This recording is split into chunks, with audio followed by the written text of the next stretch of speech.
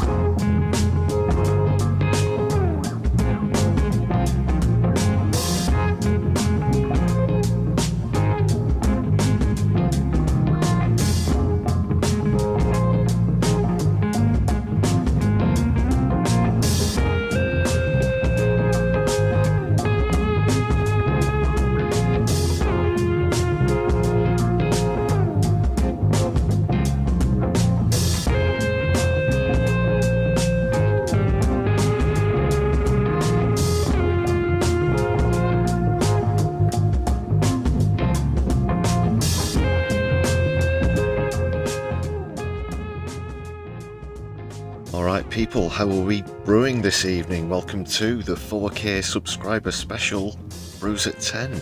On my left eye, I'm your host Lefty. You're all very welcome here this evening. Let's brew this thing.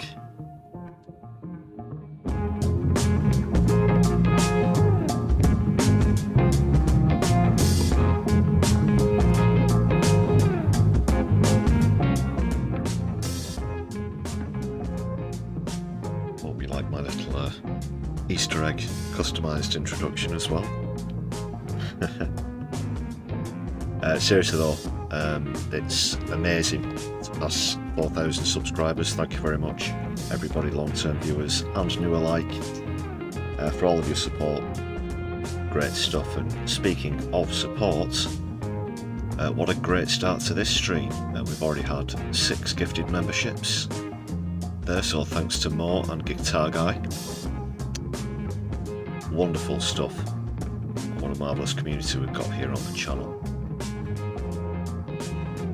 And I've not even revealed the membership goal / total yet, so I'll make a mental note of that. Put it in the notes. Thanks again. Awesome stuff. But yes, how are you? Let me know in the chats, let me know in the comments if you're watching back later on.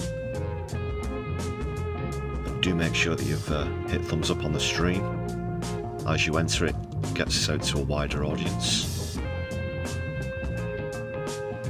And also I should mention, part of the reason we've gotten to 4K has been a really good response to the last couple of videos that we put out. So again, thanks for sharing those and stuff on your social media and your comments on those. And I can see a few people in the chat who've been active in doing that. Thank you very much. So yes, enjoy your perks, new members.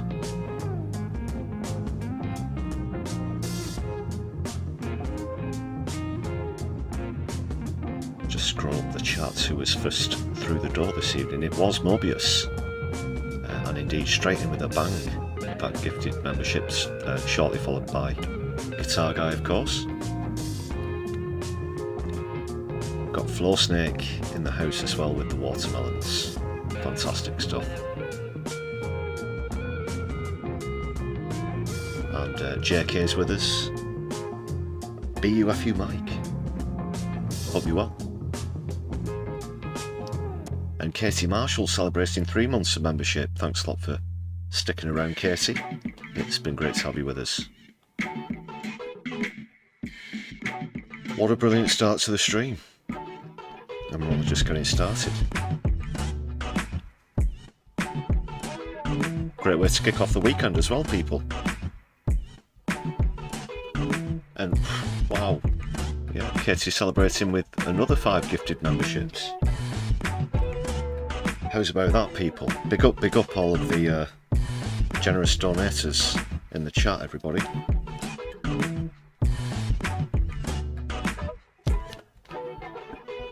So that's 11 new members already on this 4K sub special.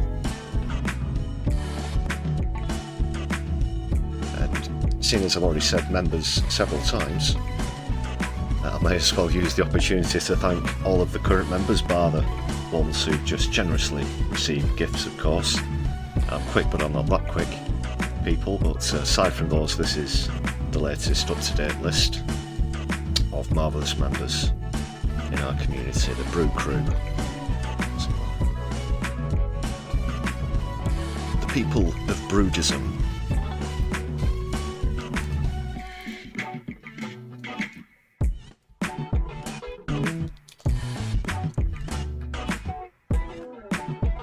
I put a poll out asking people what kind of content, what kind of videos they'd want to see on the channel. All of the people of Brewdism.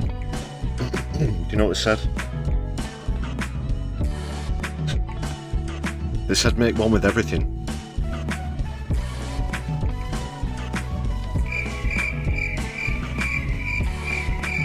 Okay, so bad puns aside, thank you very much, people. And another gift from More, another gifted membership there.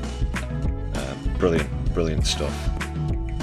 Good to see that we're in a celebratory mood as we expand the community. And great shot there as well. I can see Mithril received that, who's a long-time viewer on the channel as well. If you're listening, Mithril, and other gift recipients, great to see you. There's a few familiar names there, definitely.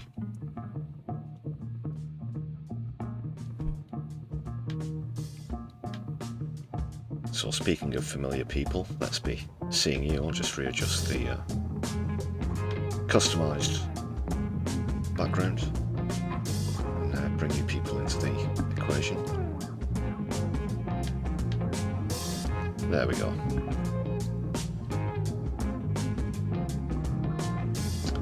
I'll leave the chat the same size. It does mean sacrificing the exclamation mark, but you know what? Who the heck cares? It's the weekend, let's go crazy.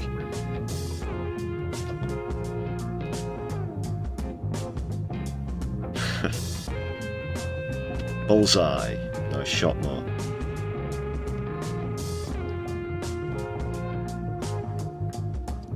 Well, that's awesome, Kate, that you know everybody who's received gifts.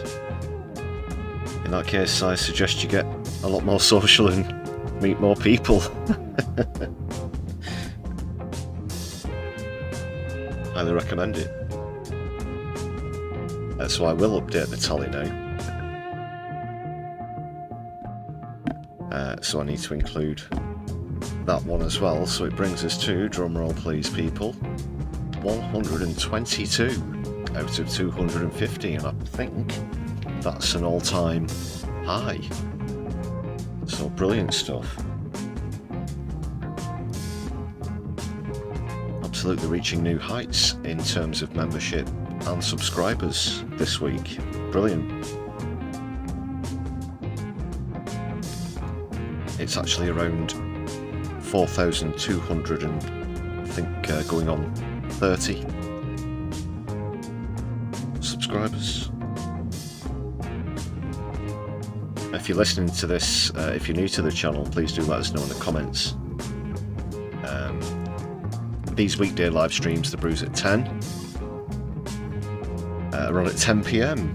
Might be difficult to believe, but not every day. Do keep your eye out for those. When Parliament isn't in summer recess and other breaks, we do regularly do one on Wednesdays, but usually at least one or two others as well. And there's always a Sunday live stream in the evenings. That's normally around 7-8 o'clock. It fluctuates a bit. It depends what's going down in Lefty town.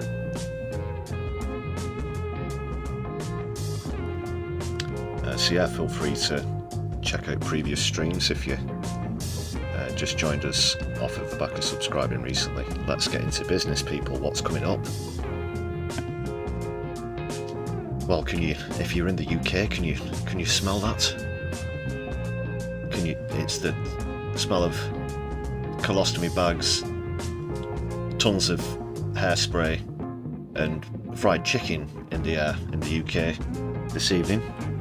The bewigged orange one has landed. Trumpelstiltskin has set foot on the British Isles yet again. He is in Scotland. I'll be taking a look at that, as well as the backlash, the reaction to that, whilst he obviously undergoes this massive scandal surrounding the Epstein files.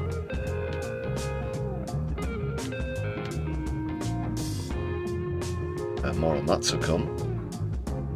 Also, just a little bit more about the new left party, as yet unnamed party, and the right-wing reaction to that, as well as the press's reaction. A few other better known, shall we say, social commentators who you might have heard of as well. One in particular who's completely called it wrong, and I'm happy to name names in this situation. So yeah, the latest musings over the new party, and these claims that it will split the left vote. Yeah, right. Okay.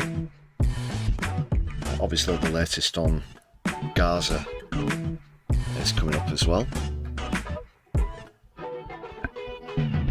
including some testimonies from doctors in Gaza, and also, unfortunately, more arrests at protests in support of Palestine, as authorities certainly overstepped the mark since the prescription of another certain organisation.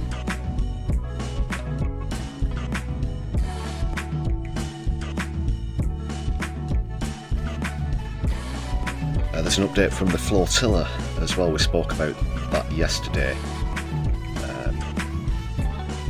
of course, so that'll be an update there as well.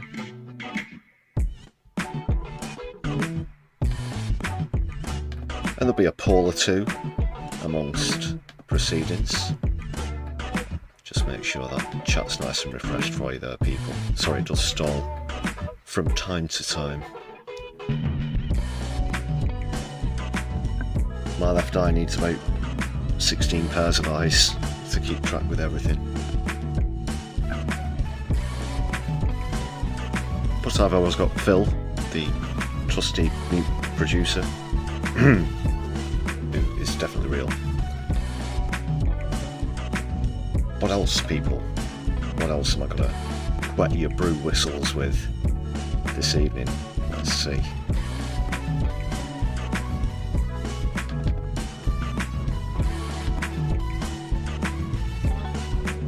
More on the BMA Strike, which began today at 7 AM, and it's going to be ongoing for 5 days. I think that's going to be 5 working days.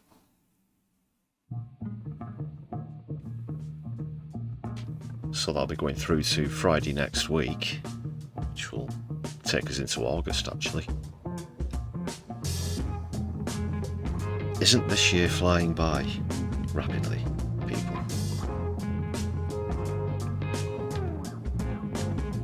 I certainly think so.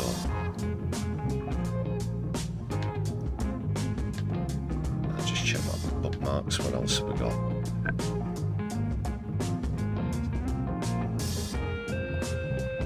Oh, just quickly, surrounding Gaza, there's been a huge petition which quite a lot of MPs have signed.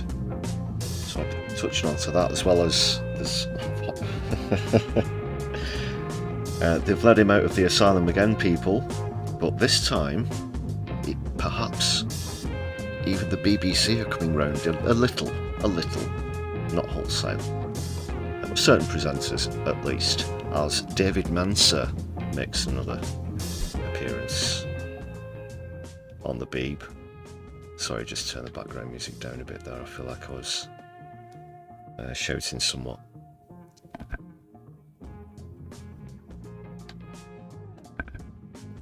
So we'll have a listen to that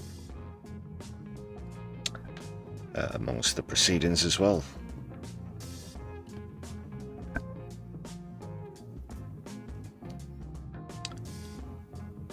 Just quickly see what you're saying in the chat. Morbius has ascended to top of the top fans list. Stu in second. Great to see you this evening, Stu.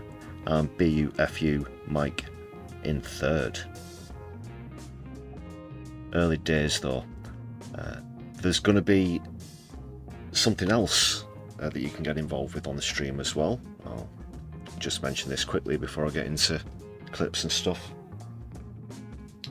It's a poll that's not a poll. Basically, I'm going to set a question, so you will see it as a poll in the chat. However, I would like you to respond in the chat.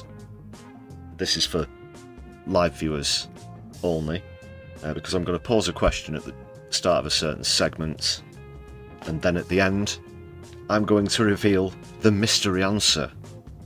Yes, special feature for tonight's 4K sub special. Never mind fucking golf with Trump at St Andrews or whatever.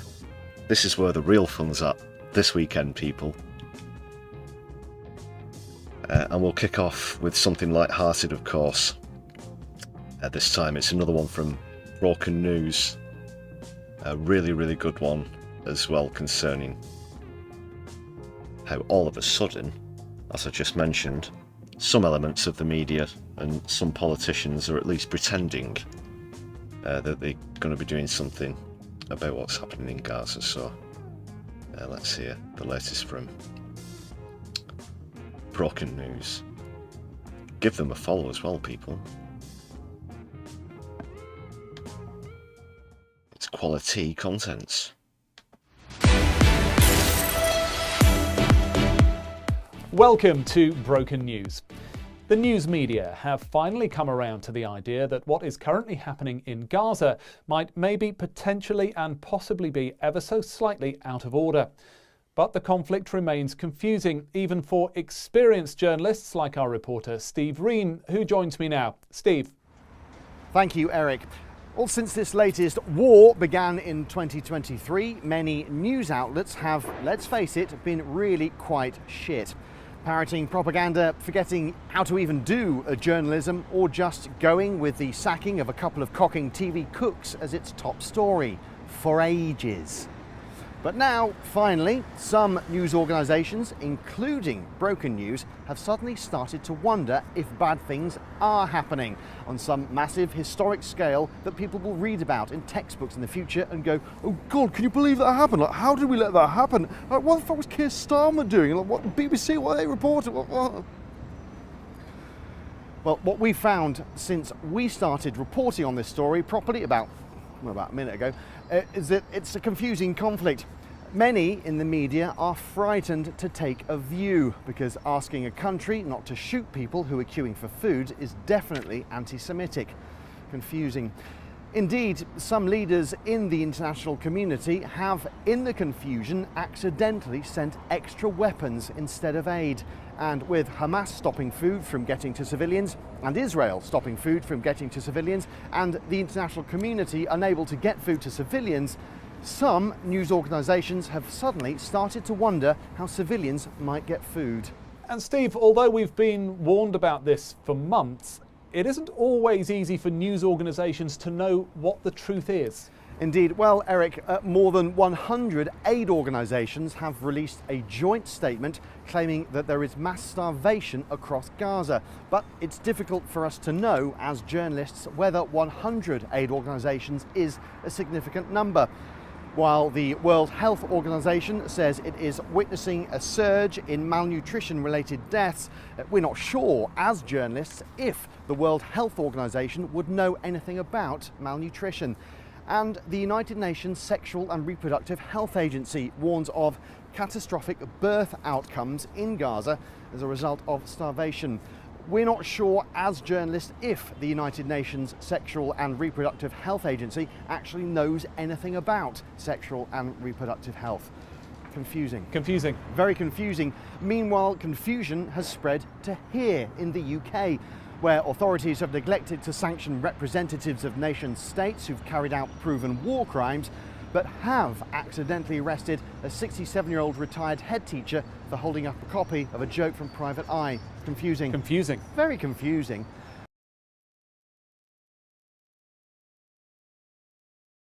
What? Meanwhile, there's even confusion over definitions, when one country clears a whole swathe of a conflict area, removing any possibility of the return of a people.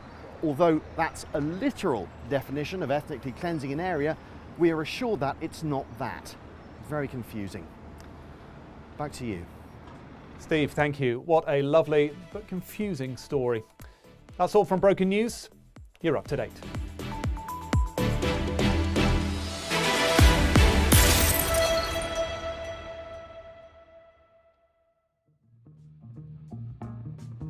Larry and Paul with the Broken News there. Do subscribe, check them out. Great content there.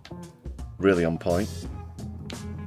Bizarrely, you'll actually learn more about the truth from watching Broken News than the actual mainstream news. Don't you find, people?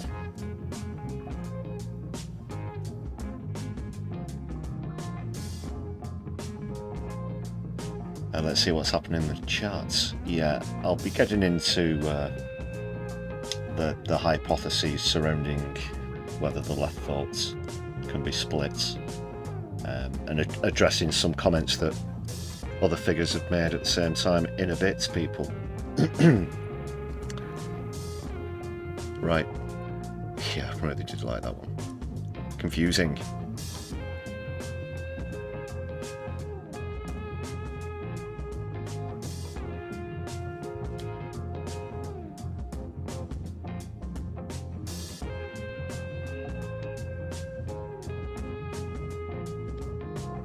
Snip over to the Brews at 10 screen.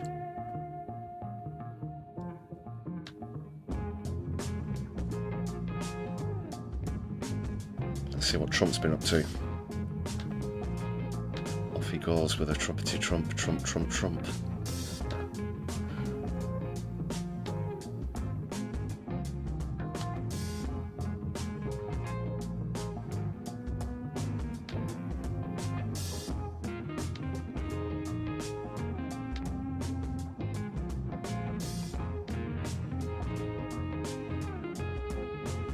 Let's see what's happening.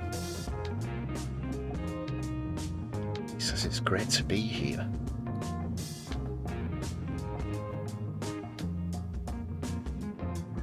I can't say the same for how it feels to have you here, Donald, in all honesty. What's this though? John Swinney. First Minister. Oh, he's doing the ass-kissing thing, isn't he?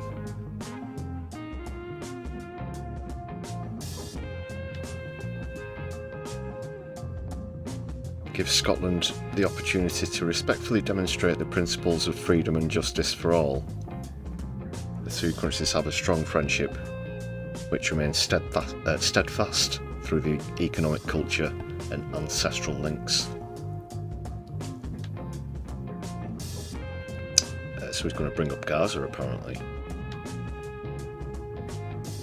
and highlights that people have the right to peaceful demonstration. Oh, that's quite refreshing to hear, to be honest.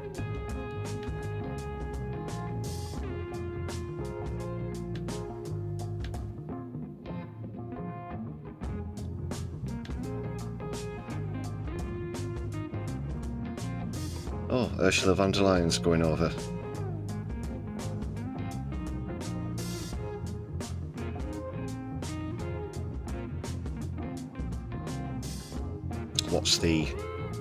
What's the urgency there? Why does she need to be present? Let's see what's going on. It's described it as a surprise twist. But apparently she's had a productive phone call with Trump, and the two have agreed to meet in Scotland on Sunday to discuss transatlantic trade relations and how we can keep them strong. Of course, it's the old tariffs coming back. That's why. I don't know what the rush is, though.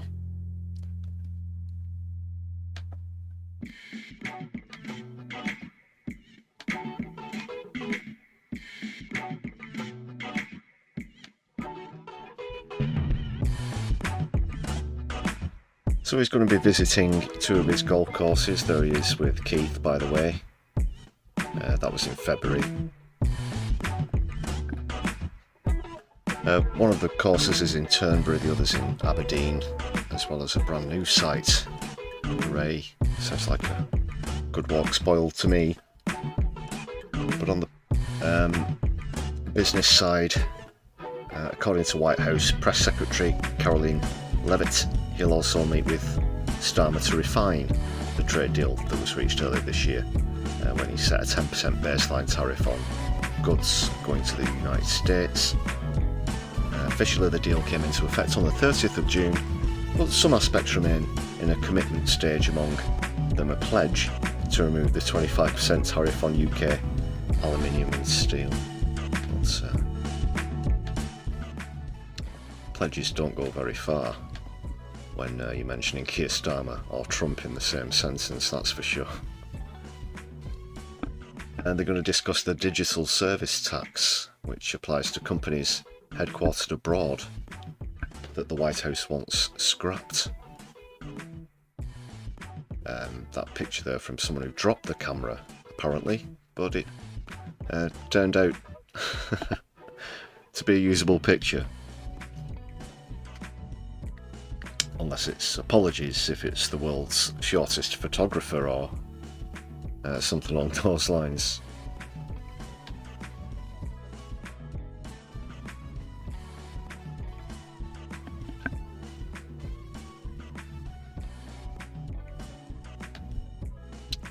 What do you think, people? I think he might want to get his hands on some of that Scottish North Sea fossil fuel. What's the word I'm looking for? Bounty that Scotland has. Of course, we're not issuing new licenses here in the UK, but perhaps Trump's got ulterior ideas.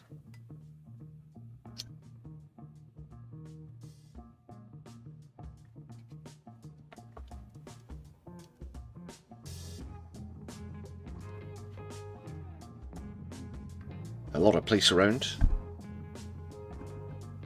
Apparently, not in that picture, of course, but just generally for these little towns and villages that he goes through, they've never really seen anything like it. You can see a few people there, at least one of them in the pyjamas. As the motorcade goes past, there he is. Pumpkin spiced Palpatine in the Trumpmobile.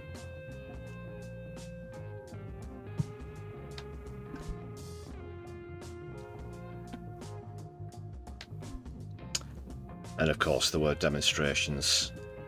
That's Emma Bailey, who wrote Free Palestine in the Sand at Croy Shaw, just north of Turnberry. And I believe that so far, since his arrival, he's been in view of the protesters. Last time, of course, he was trying to play golf whilst there was a protest going on, and I've already seen some similar signage, shall we say, the old Trump's sign.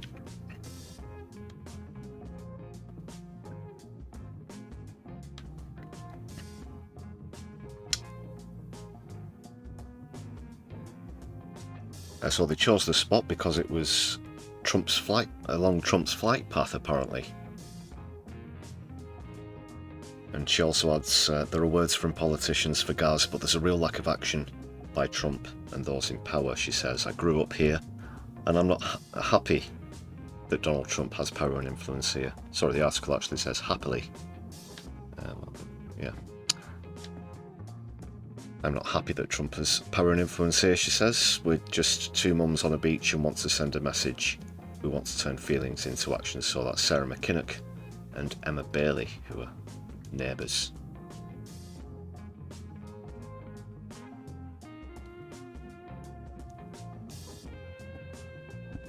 And he'll be in London on Monday, perhaps spending the weekend in Scotland. Come on, people, I know we've got some Scots there who are regular viewers who've got tonight. Let me know. Are you close to any of his golf courses?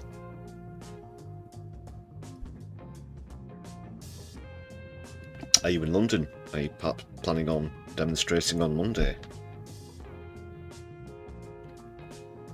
I've no doubt there'll be something going on. Heard mention that those giant inflatable Trump baby balloons might be making an appearance again, because he really didn't take too kindly the last time they were used.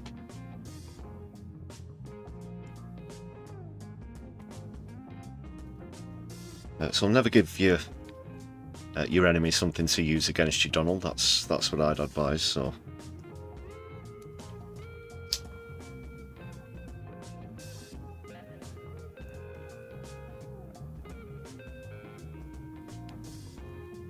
But this time around, of course, he's under further pressure from these allegations. I mean, what can you say? His name's all over this thing. It's just basically the definition of shady cover-ups.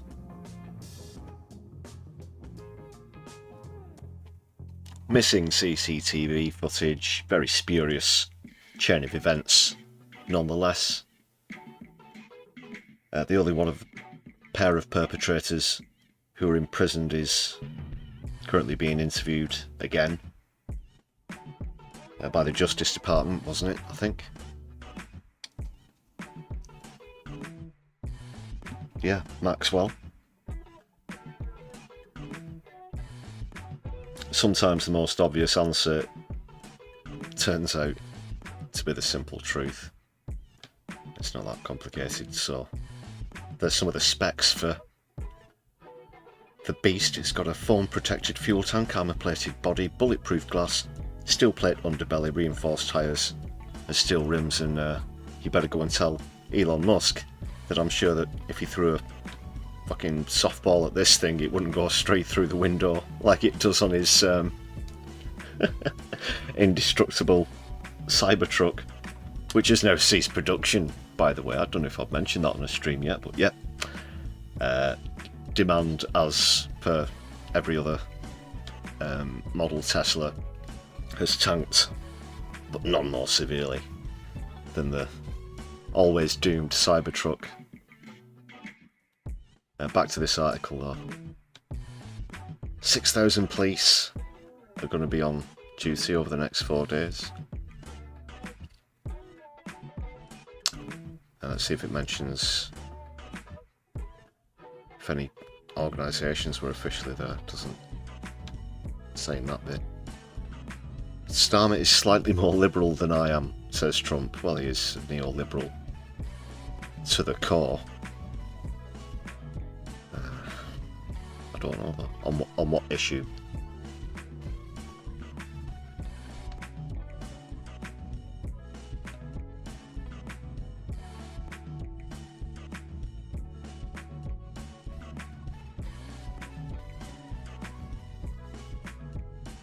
So that's the latest. I won't go back any further than that. It's just a quick look at what's going on. I am still quite curious about this fact of the Ursula von der Leyen jumping on a plane.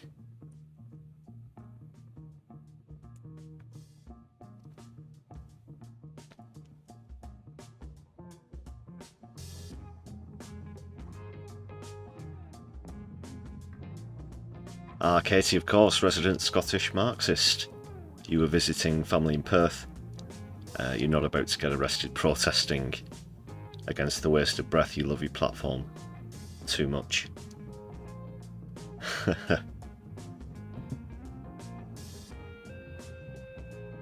But you know people who are protesting in Turnberry. Oh, that's cool.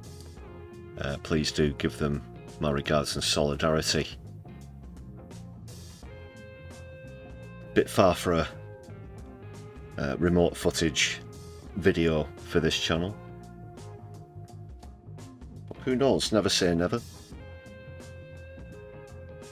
I've generally just been to a few places locally, and of course London repeatedly, but why not? Why not venture further? Thanks a lot for the feedback, Katie. Much appreciated.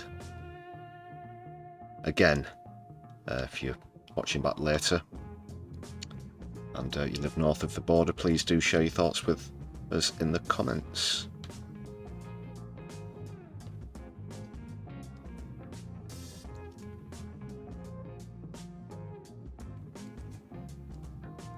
Odin, you suspect it could be to do with this increase in percentage of GDP on defence that's happening across Europe. Interesting. Yes, perhaps.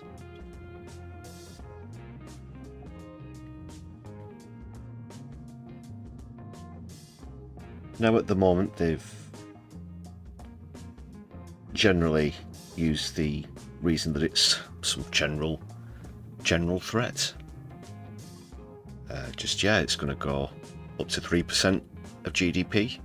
In Britain's case, it varies from country to country, but of course the EU are in general increasing defence budgets by a lot as well, and it just seems to be, well, you know, with things being the way that they are now, and the current situation today, that's all we hear. Very vague, unspecific things, maybe a few murmurs about a theory that if Putin overcomes Ukraine, then he will have broader plans for Europe. I don't know how much that is worth taking seriously, if I'm being perfectly honest. The other main threat that I can see in terms of territory globally at the moment is, of course, Israel and the United States of America. So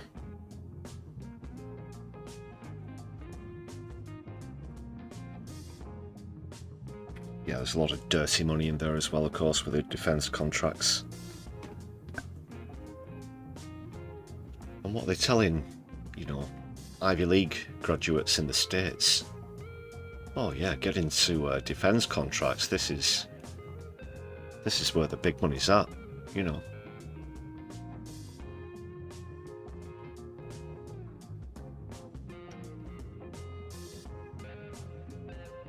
Afterglow, welcome to the chat as well. I do share those sentiments.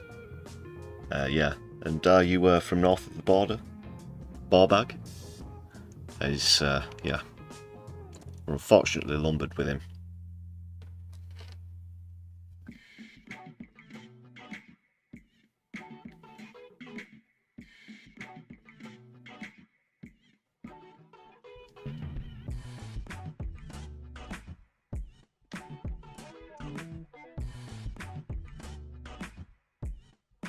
And we're also, for the moment, though the door is open wide and ready for him to be booted through it at the next election, West Streeting.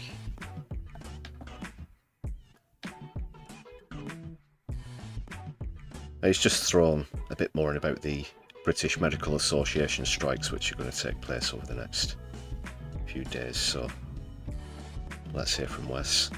But shut up, Wesley!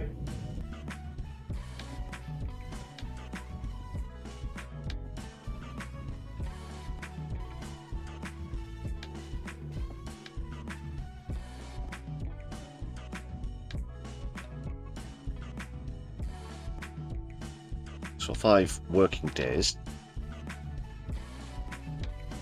I believe it's going to be.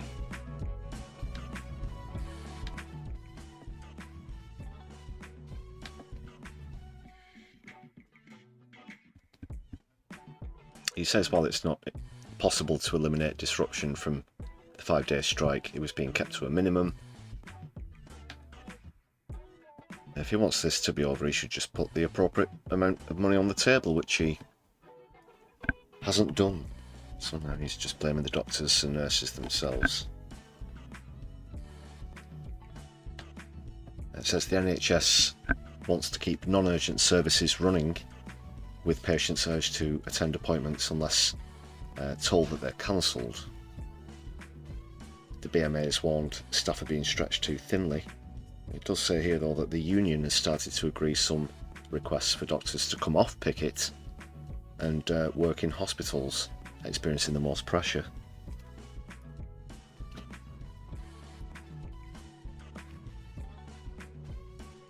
So they're trying to tempt people away from the strike individually, it seems.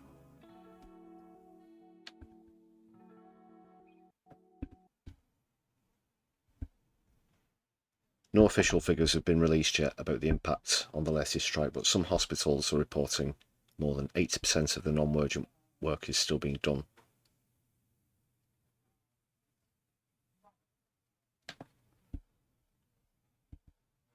So I think Wes is going to be hyperbolic about it.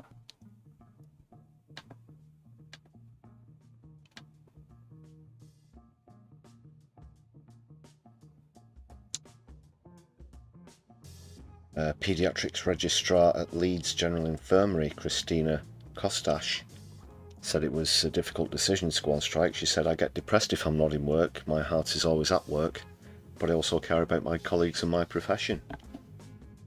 Yeah, like I said yesterday, they don't take this decision lightly. When you look at the figures in real terms, all they have to know is that what's been offered to them so far has been an insult.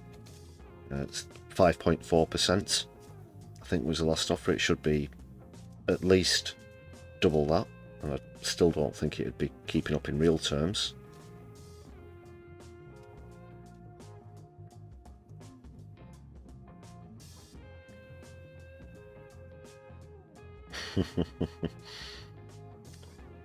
Yes, Kesley is a bit of a bunt, floor snake.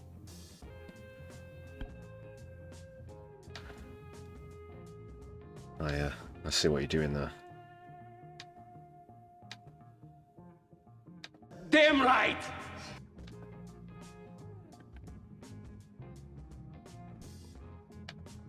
Oh, Wesley, Wesley, Wesley.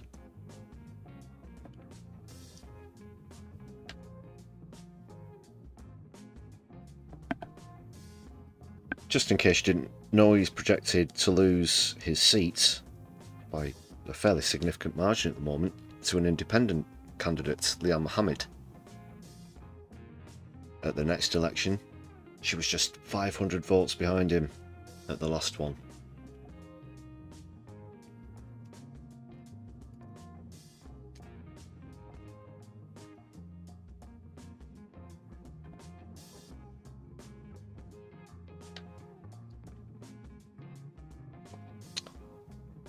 Yeah, good point there, because obviously there's not a lot of data concerning the numbers, because that'll just become apparent as to whether or not they show up for the shifts or not.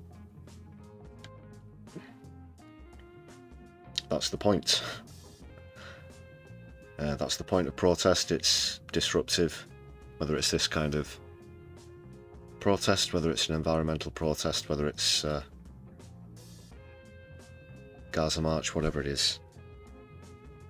That is the very nature of it. As long as it's non-violent and peace-based, then there shouldn't be any problems.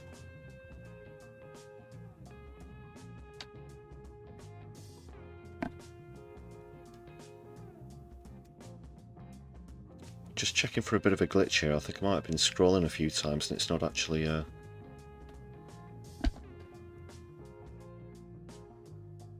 happening on the vid.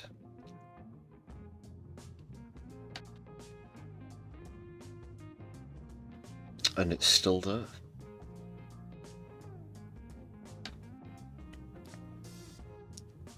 Just bear with me one moment, people.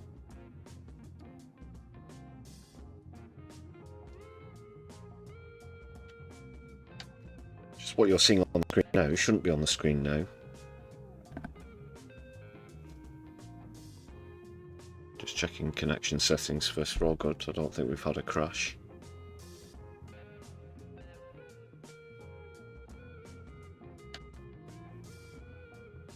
Try something else.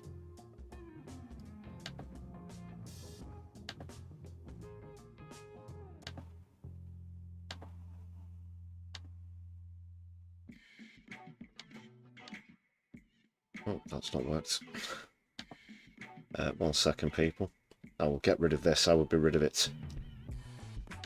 What the hell's going on?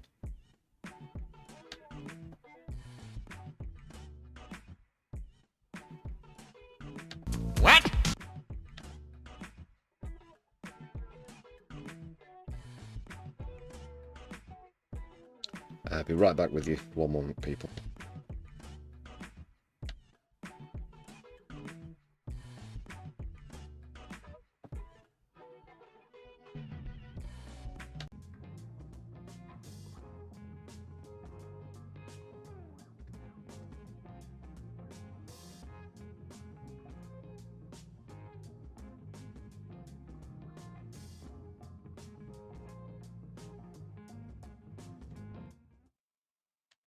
As you can see, we're experiencing a minor technical difficulty here on my left eye. Our team of expertly trained technicians are working busily to restore the stream. In the meantime, please make sure that you've hit the thumbs up button harder than you'd like to hit Keir Starmer in the ghoulies, and left a comment down below. Thank you.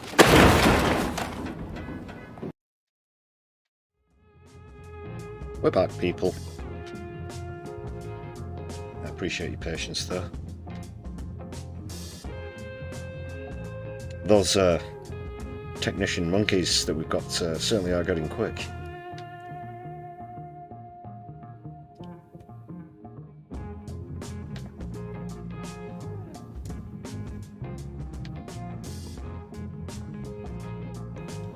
That was more or less all I had to say about that article anyway. Let's see what you're saying in the chat there. Good point there, JK. Yeah, if junior doctors on strike can cripple the NHS, does that mean that junior doctors are propping up the NHS? They can't have it both ways, of course. So therefore, oh no, we can't give them this pay rise. That's unreasonable, you know.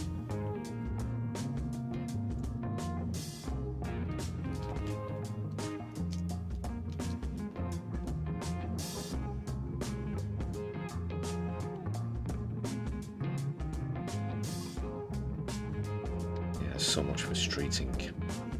But shut up, Wesley.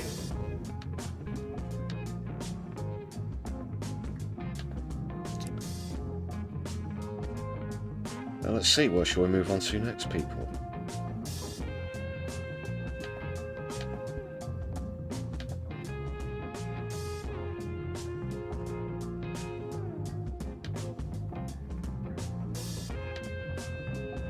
Let me see.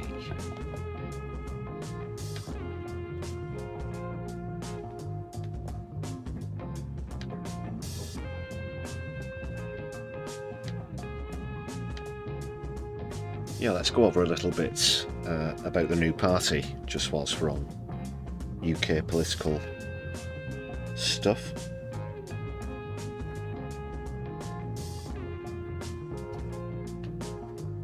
So here's what's going to happen, people.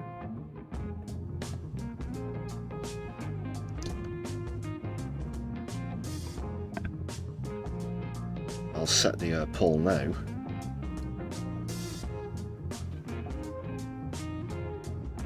But the poll isn't a poll, it's just a question which I would like you to answer in the chat if you're watching live.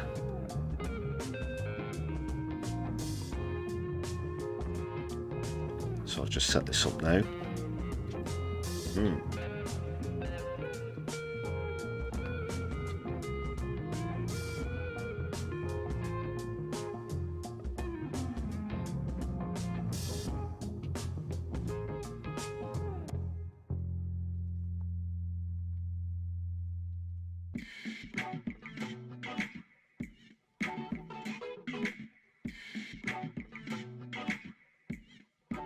Okay.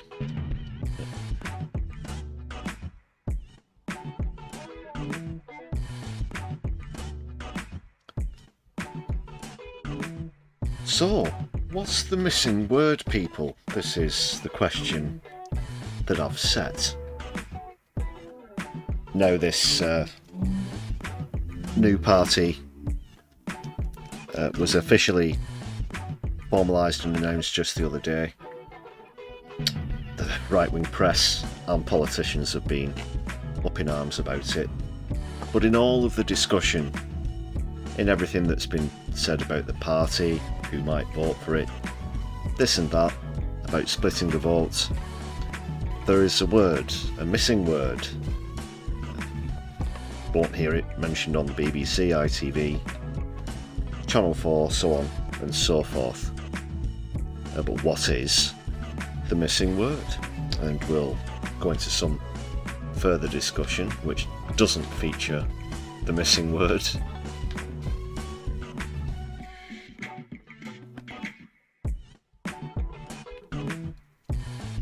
Before we do that, let's have a look at the latest poll now. I think we saw projections of around 10% for this new party, which in polls is being referred to as JCP, Jeremy Corbyn Party. Just a reminder, it's as yet unnamed, but I can confirm, people, I don't know if you've heard, that it went over. We're celebrating 4K here, but still a little bit off the pace of Corbyn and Sultana, who went over 300,000 people signing up on the Your Party website in just a day, just one day. We're still very proud of our 4,000 here on My Left Eye. No, please don't vote in the poll. Or you might do just, you can if you're bored, it's not a poll.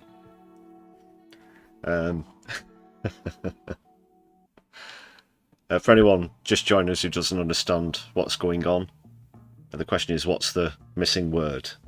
There's going to be a word, not a word that you can listen out for, that's always omitted from the conversation about this new party. Jeremy Corbyn, Zara Sultana, so on. So where should we go to first? Let's take a look at this latest poll. Like I said, 10% last time, that's gone up. So the new party currently sitting around 12%, and I think it was only a week ago that I shared the latest tally with you. Unfortunately, this still does see Reform with a very considerable lead. And I guess that's a good cue for me to mention something else as well. Like I mentioned yesterday, I will remind you people, other than the fact that Jeremy Corbyn Party's gone up 12%, and it does look like he's taken some of the vote away from Labour, Reform still had a massive lead in the polls before this party. You can't blame the announcement of this new party on how many council seats Reform won at the last locals. Again, that's on Starmer. So I won't hear of it. And I've heard some people, I say some people, I've heard quite a few people point this out. So, no, personally, I don't think it's splitting the left. I don't consider Labour to be left, of course. Not under Keir Starmer. So, if there is any conflict, which at the moment it doesn't like there is going to be, it would be with the Green Party. Because I strongly suspect any actual left-wing independent will be getting on board with, air quotes, your party. Party McParty face.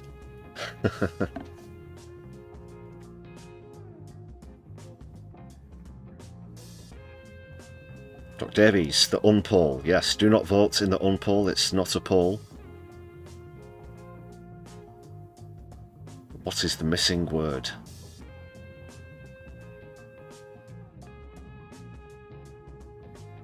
What is the missing word? Think of all the interviews that you might have seen, all of the sort of panel back and forth about this. Even people interviewing Corbyn himself. We heard Corbyn interviewed yesterday. There's a certain word that never seems to appear because that's not what the mainstream media want. So one example of this shower of people who get it wrong, I'm going to introduce an absolute complete bastard now, Alistair Campbell, who was a sort of PR spin doctor during the Tony Blair era. What I'd prefer to call a professional bullshit artist. Spin doctor. You see, they even put a spin on the title. Haha, do you get it? Because professional bullshit artists just wouldn't really, you know, They wouldn't get away with that as much, would they? And it's believed that the character, what's his surname? Malcolm, what's it from In the Thick of It? A lot of that was based on Alistair Campbell, who behind closed doors apparently is somewhat boisterous and animated. What's the surname? I can't... Malcolm Tucker. Malcolm Tucker. Yeah. Alistair Campbell-End, that's another good one.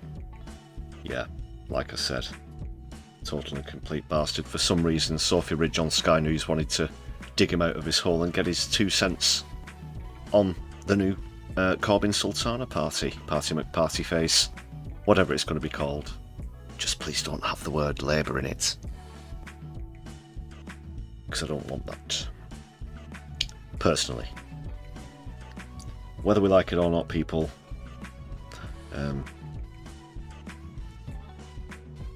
that party has been dealt the death blow, really. Time for something new. But in this case, we're going to hear from a dinosaur. What's going on, Alistair?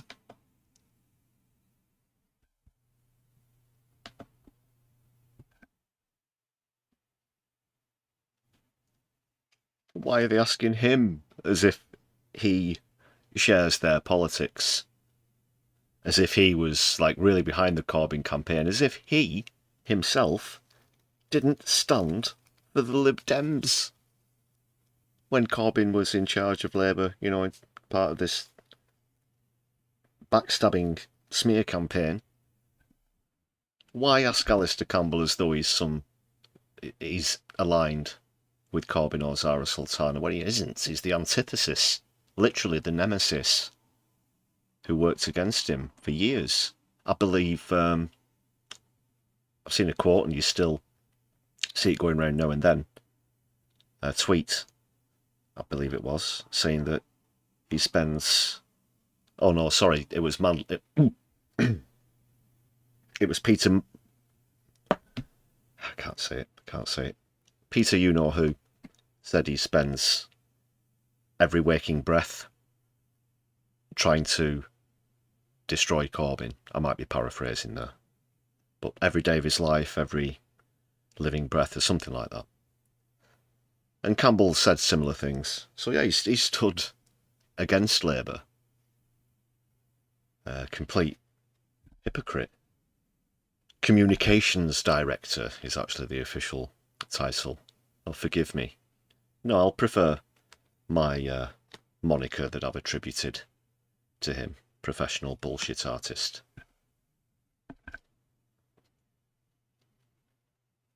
What?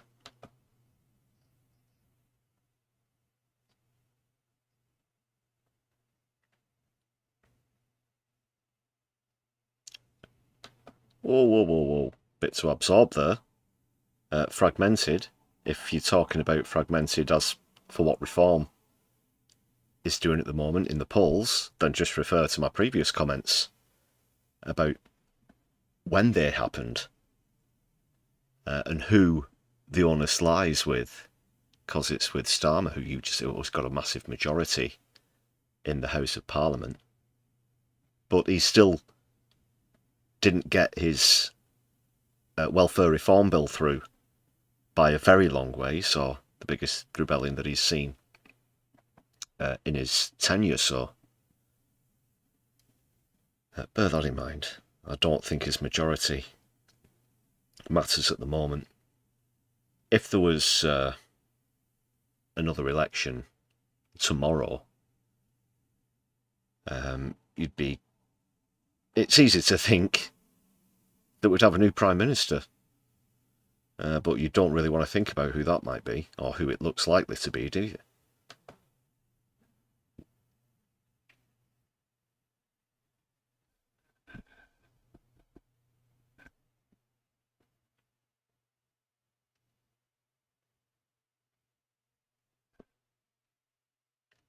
Can you hear the clip?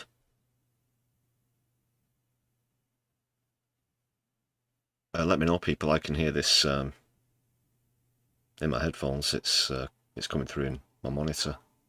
I should be hearing exactly what you're hearing.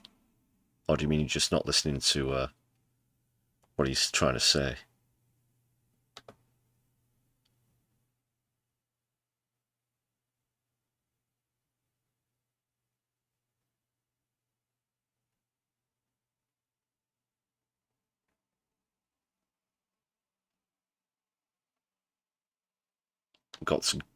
Just got to govern well. It's that, just, you know, there's a magic potion out there. You put the components together, this and that, and just govern well. Just what was that sketch? And it's someone, a football coach, to a lower non-league side or something at half time, and it's they're doing shite or whatever, they're losing, and he just keeps saying, you know, just be better at football, as though, oh, that wasn't your intention before. No, we didn't want to govern well before. Now that Alistair Campbell has given his blessing to that policy, then it's all go. Just got to govern well. Has he not looked at the polls? Has he not looked at the recent rebellions? I don't think he wants to address the elephant in the room. I mean, come on. Why Sophie Ridge think that she's going to get a true sense of what's going on out of this fucking dinosaur, who, by the way, I'll remind you, had a massive part in the WMD lie surrounding the illegal invasion of Iraq. So the 45-minute claim, a lot of that was of his devising. So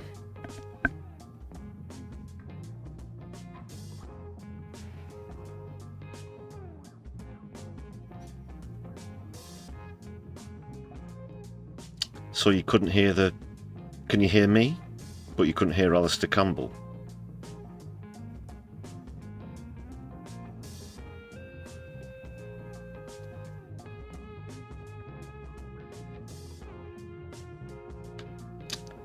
That's odd.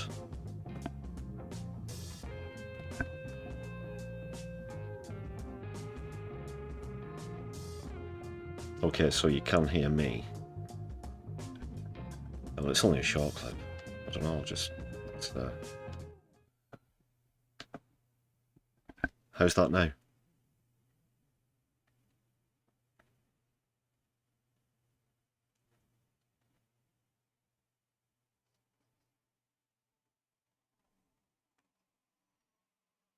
How about now?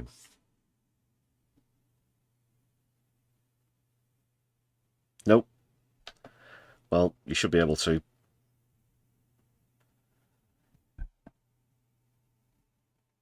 I'm getting a signal on my audio mixer as well. This is quite strange. Well, anyway, you've just heard my general comments about him. He said a lot of shit, that's what he said.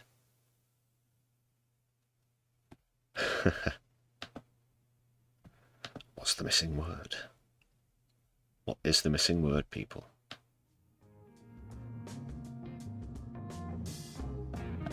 It's Keith.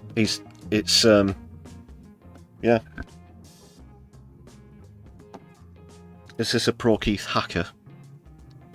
Is this what's going on? Reveal yourself. Reveal yourself, coward.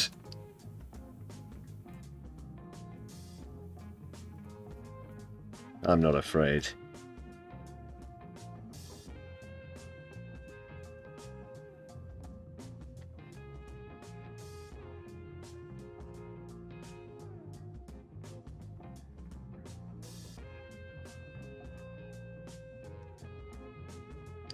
Okay, just in case I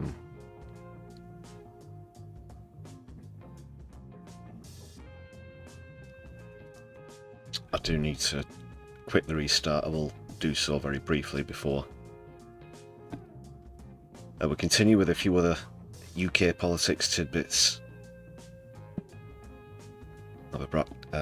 Just 1 sec, I'm trying to do 3 things at once here. Okay, be right back with you people.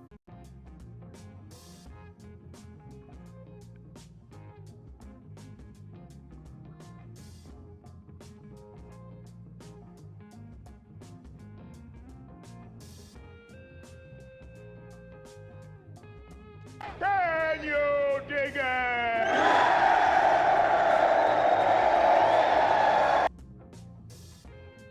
Okay, should be back with you now. So for that brief interlude, thanks for your patience, people. Yeah, before we move on.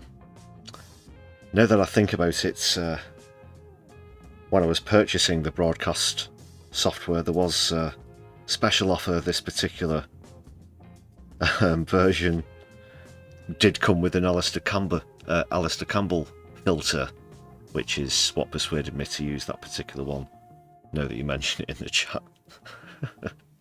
If only.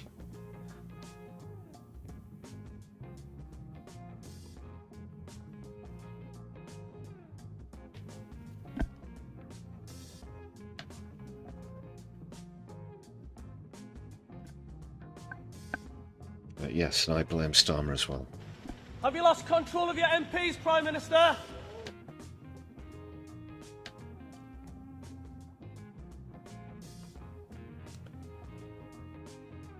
So let's move on to another UK story, just very quickly. Just want to know what you think about this. This is, you know, the party that's trying to say to people, oh, vote for us, we're just like you, we'll represent you. Honest. Wink wink. Point at boats, point at coast.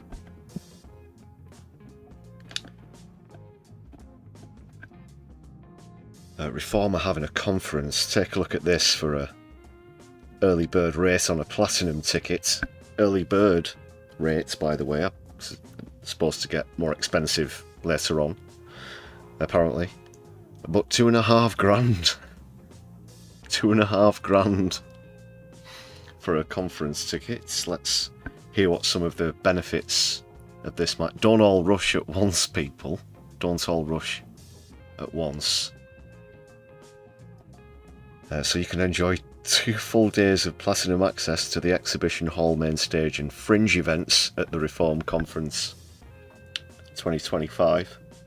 I bet some of the my god, Reform fringe events, they're going to be absolutely shocking, mate. Seriously. Are you for real?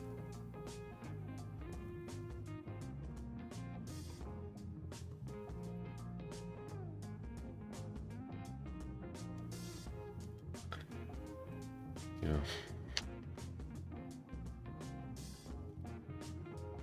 They'll be like, oh, the following statement is entitled, what's wrong with Elon Musk's salute anyway? That kind of thing. Fucking hell. Probably worse than that. Well, what are the perks? What do you get for your £2.5 grand, people? You get a champagne breakfast. With, yeah, just get straight on the booze in the AM on a Saturday morning with Tyson Farage. Why not? You'll be pissing on the back of the cenotaph by fucking 3 o'clock in the afternoon.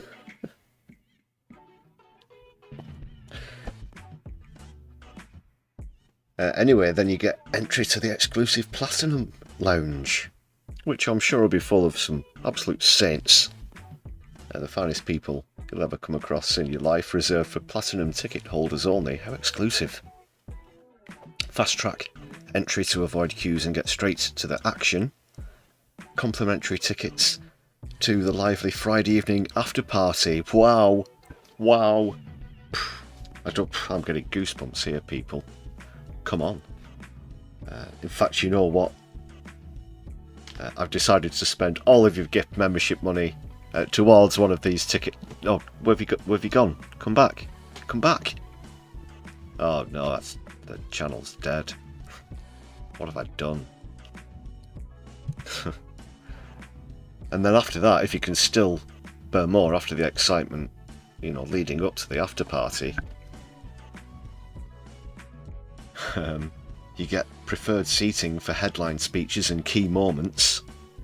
Don't know what key moments means, so you'll be sat somewhere else, and then just as there's going to be a key moment on stage, a particular sentence or something, they're going to rush you forwards and then drag you back to your original seat. Is that, you know, just quickly usher you down the aisle.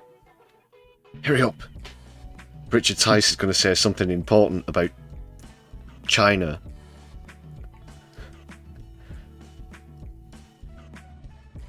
So also reserved parking for maximum convenience. Why do I feel like you can imagine Alan Partridge reading out this list? So, for maximum convenience. Or fucking Jeremy Clarkson. Full access to member-only events and a professional photograph with Nigel Farage, Member of Parliament. Wow, fucking warm up the defibrillator, people. I don't know if I can take this bastard excitement. £2,500.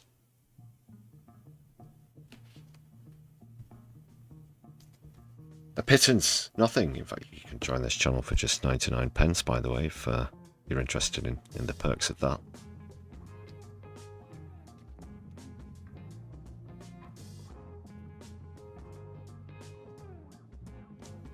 Might issue a similar early bird rates, might have a conference myself.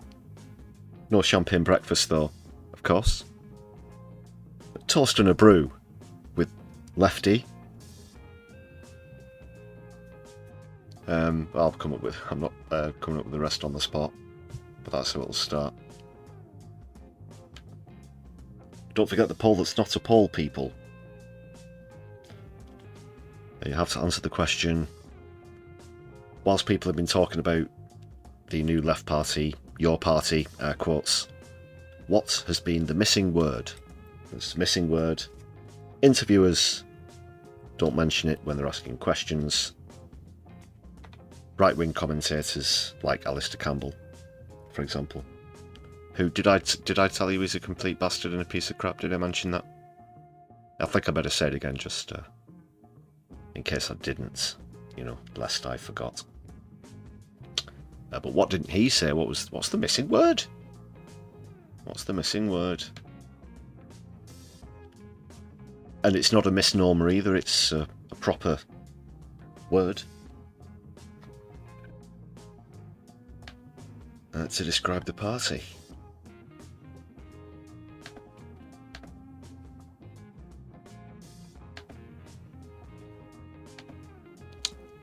Just a reminder to answer in the chat, people. This is for people who are watching live. So as well as the polling, you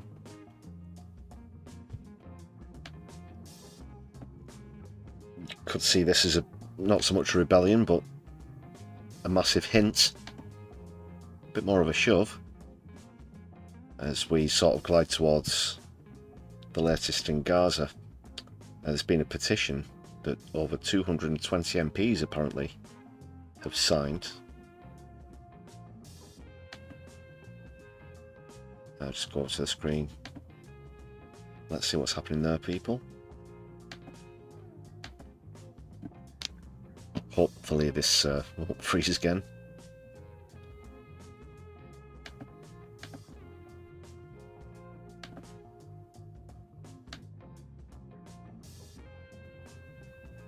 I've got to shout for the missing word in the chat. Democratic.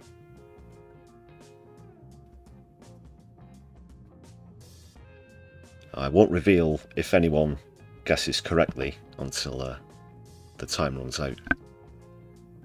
Just while I'm talking about UK politics, and then I'll end the poll. It's not the poll that's not a poll. I'll end the question because it's not going to run to the end of the stream.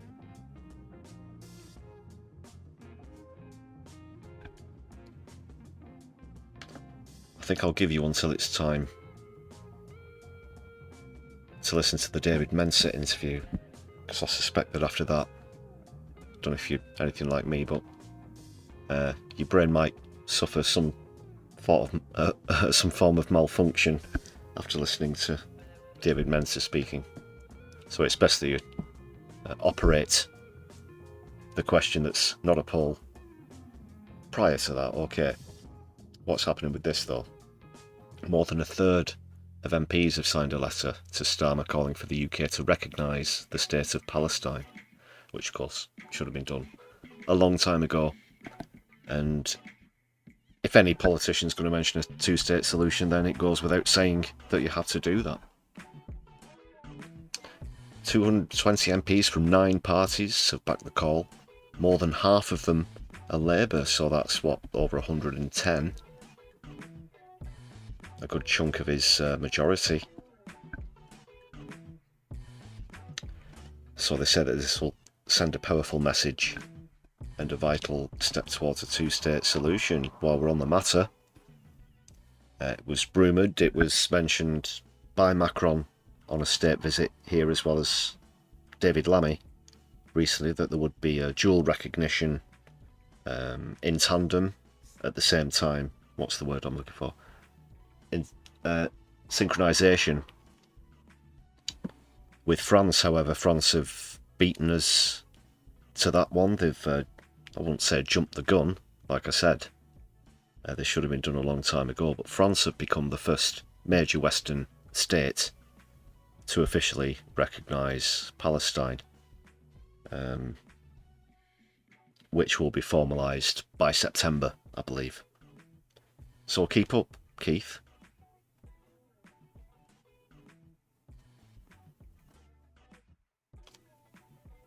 Spain as well have recognised Palestine. Portugal also.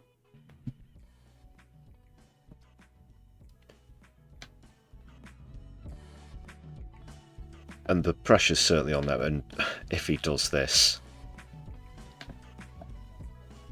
Netanyahu's not going to be happy.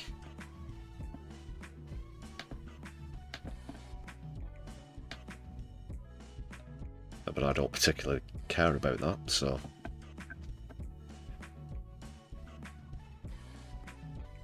Macron, who I just mentioned, and Friedrich Merz, obviously Germany's Chancellor, said in a phone call that Palestinian statehood would have to be part of a wider plan, which ultimately results in a two-state solution. So Starmer also said, alongside our closest allies, I am working on a pathway to peace in the region focused on practical solutions that will make a real difference to the lives of those that are suffering in this war. He's not going to use the G word, of course, because he doesn't want to incriminate himself, does he? He says the pathway to peace will set out the concrete step, yada yada, to turn the ceasefire so desperately needed into a lasting peace. Deeds, not words, please. Starmer.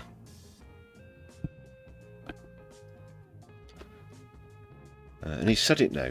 It must be part of a wider plan which ultimately results in a two-state. Why does he keep saying working toward? It's stalling is what it is, people. Discussions and working towards and progressing this direction, and a focus on and a determination to.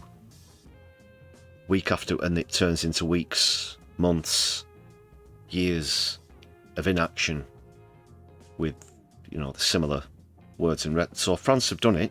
Now all that you have to do is literally say one word. Ditto. It's as easy as that, Keith. Again, trying to make the process seem more complicated than it actually is, to try and make the situation seem more complex than it actually is. Just go back to the, you know, broken news opening comedy clip there from Larry and Paul. Yes, it's confusing, yes. Oh, it's a labyrinthian situation here. It's like, what did I say the other day, trying to solve a Rubik's Cube while blindfolded. It really is a puzzle.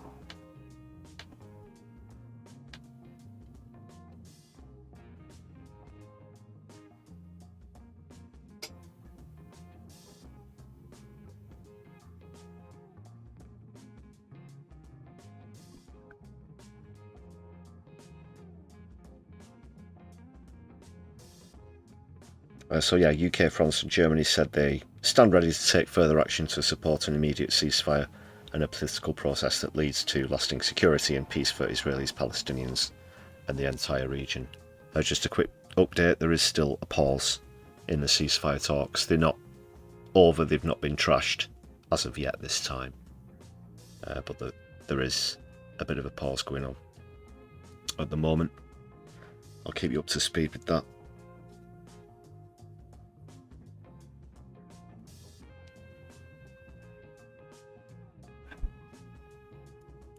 But ultimately as well, they want to say that in the recognition of a state, they want Hamas to disband. Let's, of course, remind ourselves that Hamas is a political movement with a military wing.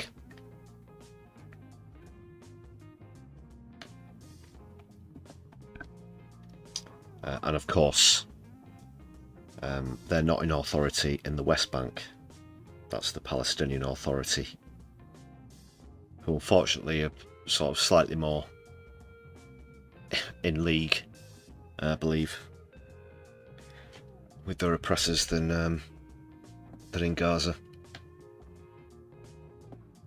Some of the senior figures who are signatories to this petition: Ruth Cadbury and Liam Byrne. Also Lib Dem leader Sir Ed Davey, former Tory minister Kit Malthouse, and Tories Sir Edward Lee, who's Parliament's longest serving member of Parliament, have also signed.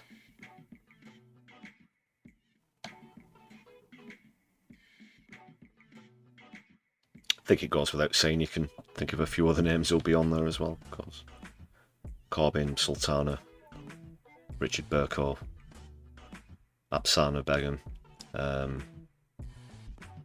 Dawn Butler, and so on. There are still a few, well, apparently hundreds of people who have demanded this now. So it's got, come on, there is no reason for it not to happen. There never has been.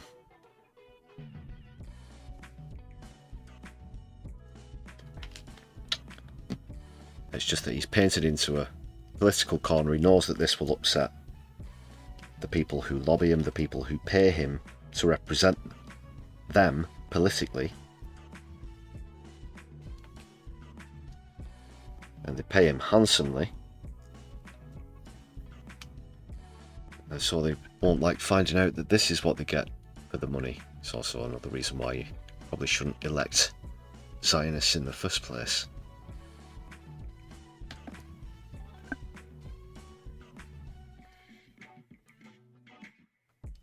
What do you think about that, people? Adrena. Yes, if Macron can manage it, so can Starmer. Der Starmer.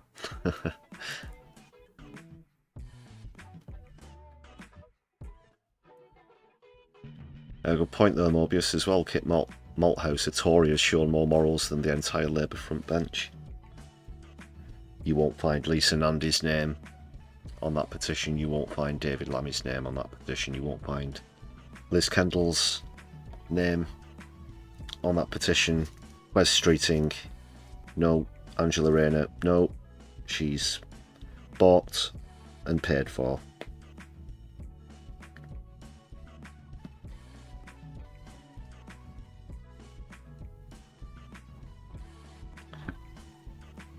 And for the record, I certainly don't consider that they represent me in the moral sense.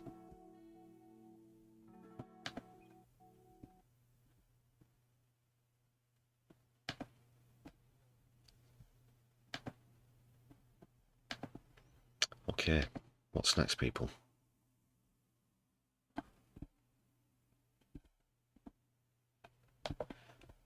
Oh yeah, I should have just quickly mentioned as well. They've said a few things about trying to get more of the aid through into Gaza.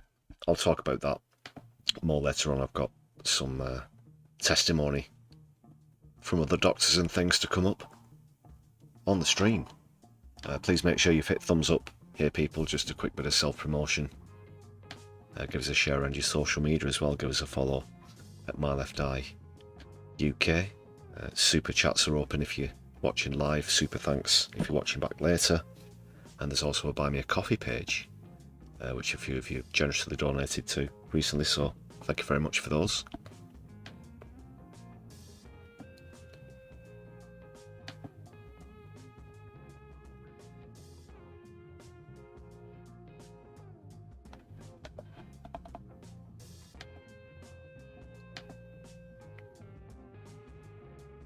Okay, I think we'll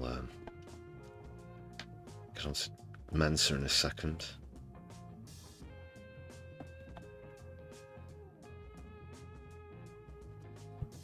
But first of all, I need to close this poll that isn't a poll.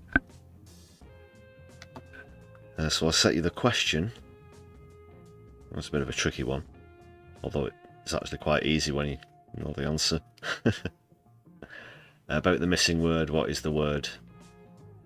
That will not come up in the discussions that the right-wing media doesn't want you to mention. They'll call them left-leaning, perhaps even say extreme left. Others might use what they think are derogatory terms such as trot and whatnot, but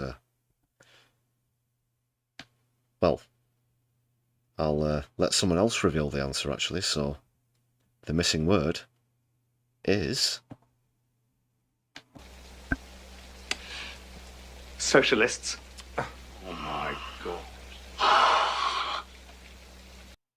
socialists and socialism. Yeah, so to describe Corbyn's Sultan, socialists.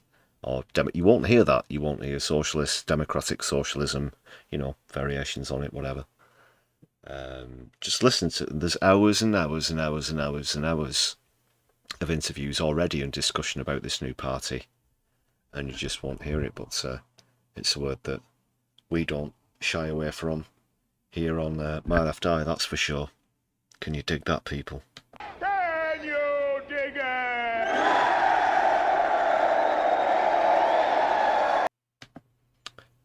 All right.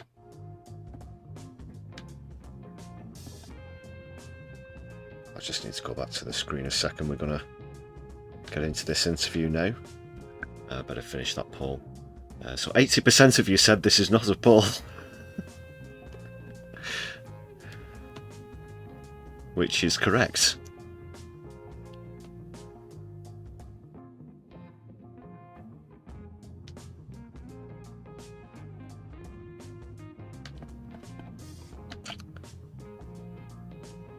So it's not too long, this interview with David Mensa,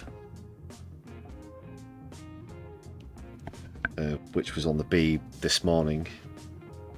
I think I'll be able to find where it was. It was Nick Robinson who was interviewing him, but even old Nick's had enough of Mensa's ways and inability to answer questions and just launch straight into a series of lies and propaganda. So as far as listening to David Mensa's interviews goes, this is somewhat more enjoyable than we're normally used to, which is why I'm sharing that with you here on the stream.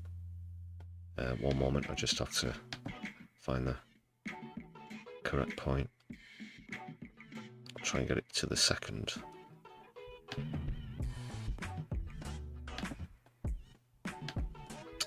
Okay. Just have to set the music down. Let's hear what's happening, people. Hopefully you'll be able to hear this as well. More than you could Alistair Campbell. Keep me posted on that, by the way. I do appreciate you let me know about things like that. Head of the US Federal Reserve, Jerome Powell. Alan, thank you very much indeed. It is 8:10. There are few images more distressing to look at than those of starving children. Day after day, that is what we are seeing coming out of Gaza. Could you hear Nick Robinson there? Not sounding as raspy as he normally does, for a fellow whose job it is to speak on the radio. Well, this is the next question, though, isn't it? Normally. Yeah, can you hear that? Excellent, thank you, guitar guy. Nice stuff. Another time, in another place, they would trigger international appeals for aid, a mass mobilisation to distribute it. But what makes this tragedy so much worse is the fact that all sides agree there is no shortage of food waiting to supply Gaza. Yep. So in their own confession recently, shall we say, even Israel have admitted that there's starvation. They're going to be debating who's to blame, of course. Guess who David Mensa's going to blame? That really is a tough one. But previously, they denied that that was happening outright. Oh no, everybody's very well fed. This is how many cajillion, billion, zillion meals we say are getting into Gaza.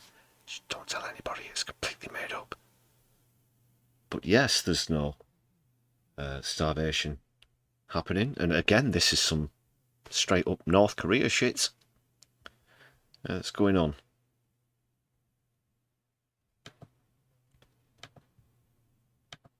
What there is, like so much else since Hamas attacked Israel on October the 7th, 2023, is a bitter and angry row about who and what is to blame. Since Palestine defended In May, itself. Israel dismantled the system for distributing aid in Gaza run by the UN in conjunction with international aid agencies, arguing that the food and medicines were being hijacked by Hamas and sold at vast profits.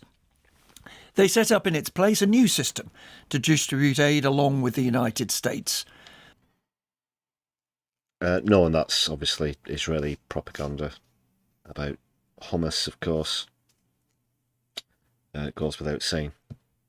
The UN and 100 international aid agencies say the system is failing, and the proof of that is in the images we are now seeing. Yeah, and you can almost imagine them being sat around a large table, and then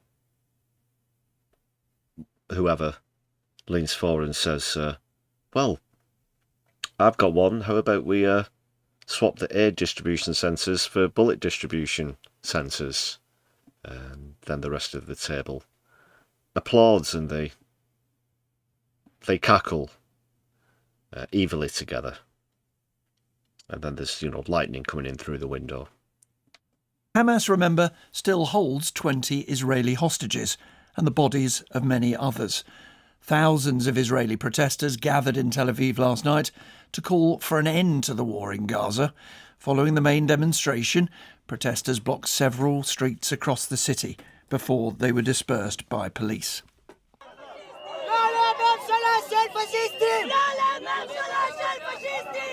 They're deliberately running a shit show, and then they obviously lie about firing warning shots. Yes, warning shots, that is. That somehow end up killing a shitload of people. I kid you not. That's the way it is.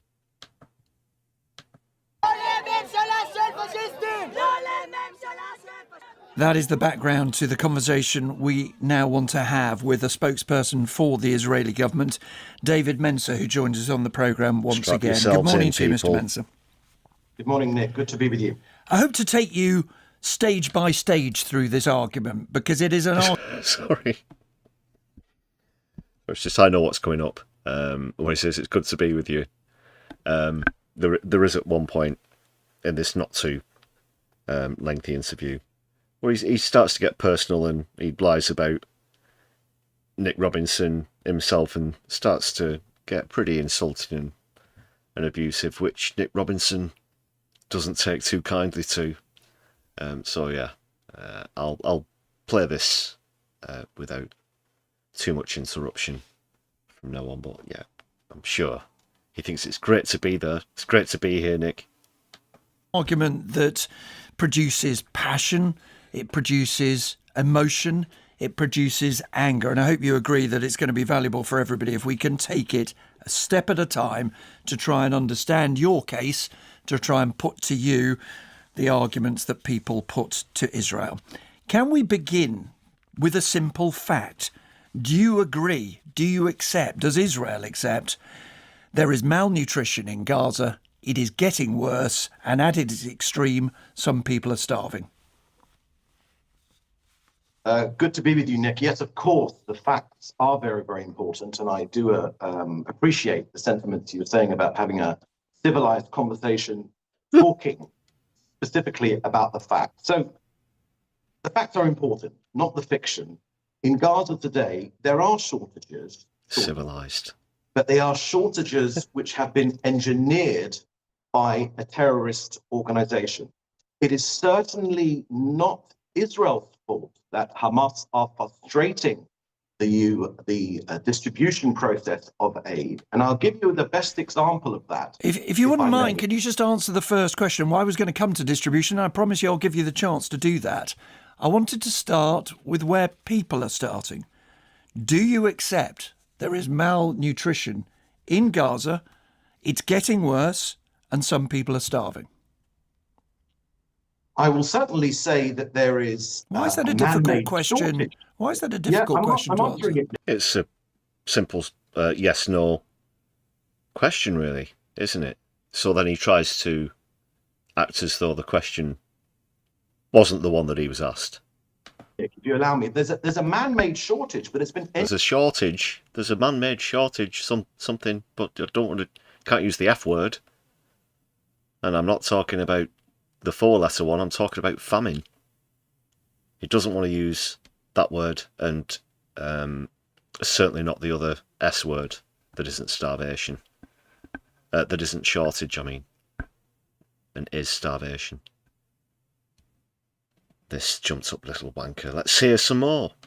Engineered by Hamas, the terrorist organization. But I didn't ask you whether there was a shortage, Mr. Mentor. I asked you whether there was malnutrition, whether it was getting worse, and whether some people were starving. There is malnutrition. Okay. I'll answer your question very, very clearly. But there is malnutrition engineered by the terrorist organization.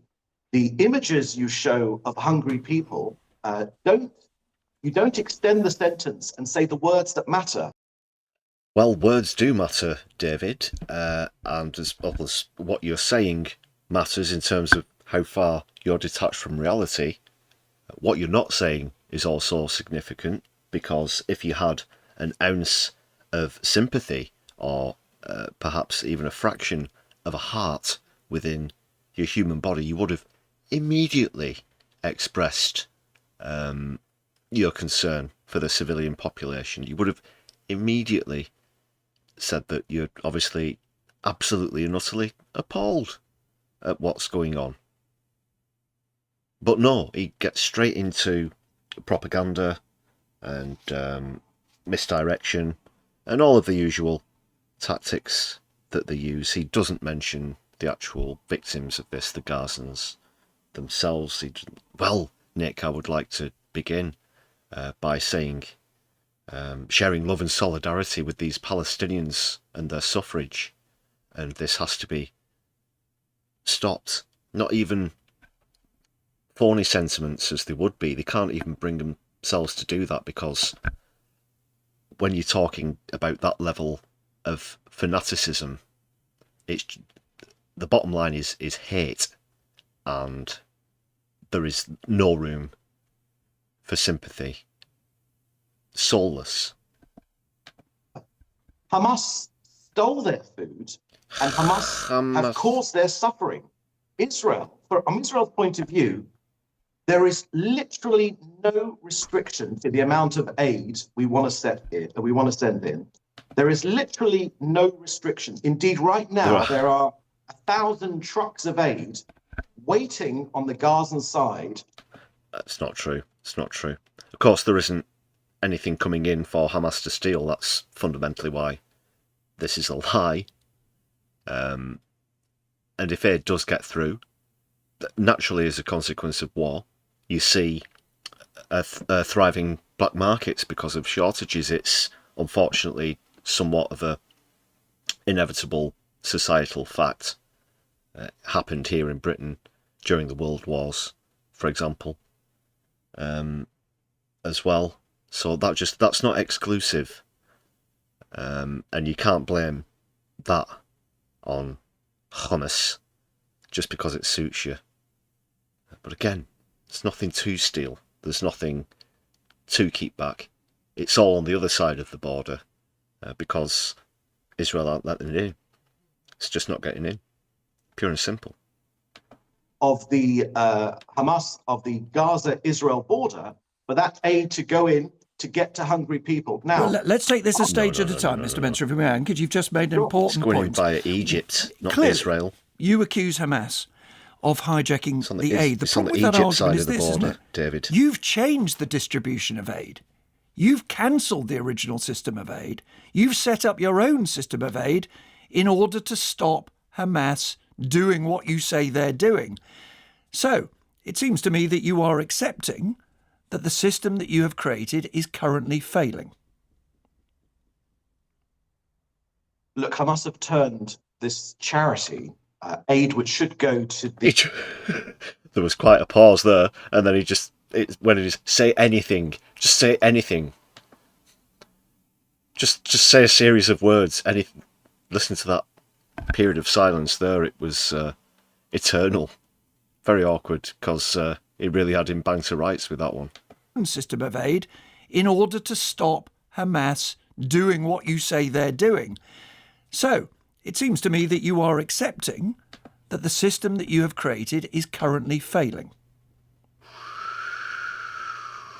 Look, Hamas have turned this charity, aid which should go to the ordinary Gazans, they've turned it into a billion-dollar racket. They steal the aid. Is your system failing? He just literally picks up sentences. The Hamas steal the aid October 7th. Again, only pre-programmed to say certain sentences. Mr. Mensah. No, our system, we developed a new system precisely to cut Hamas out of the picture. That's the key point. Well, it's the key point, but is it working or isn't it working?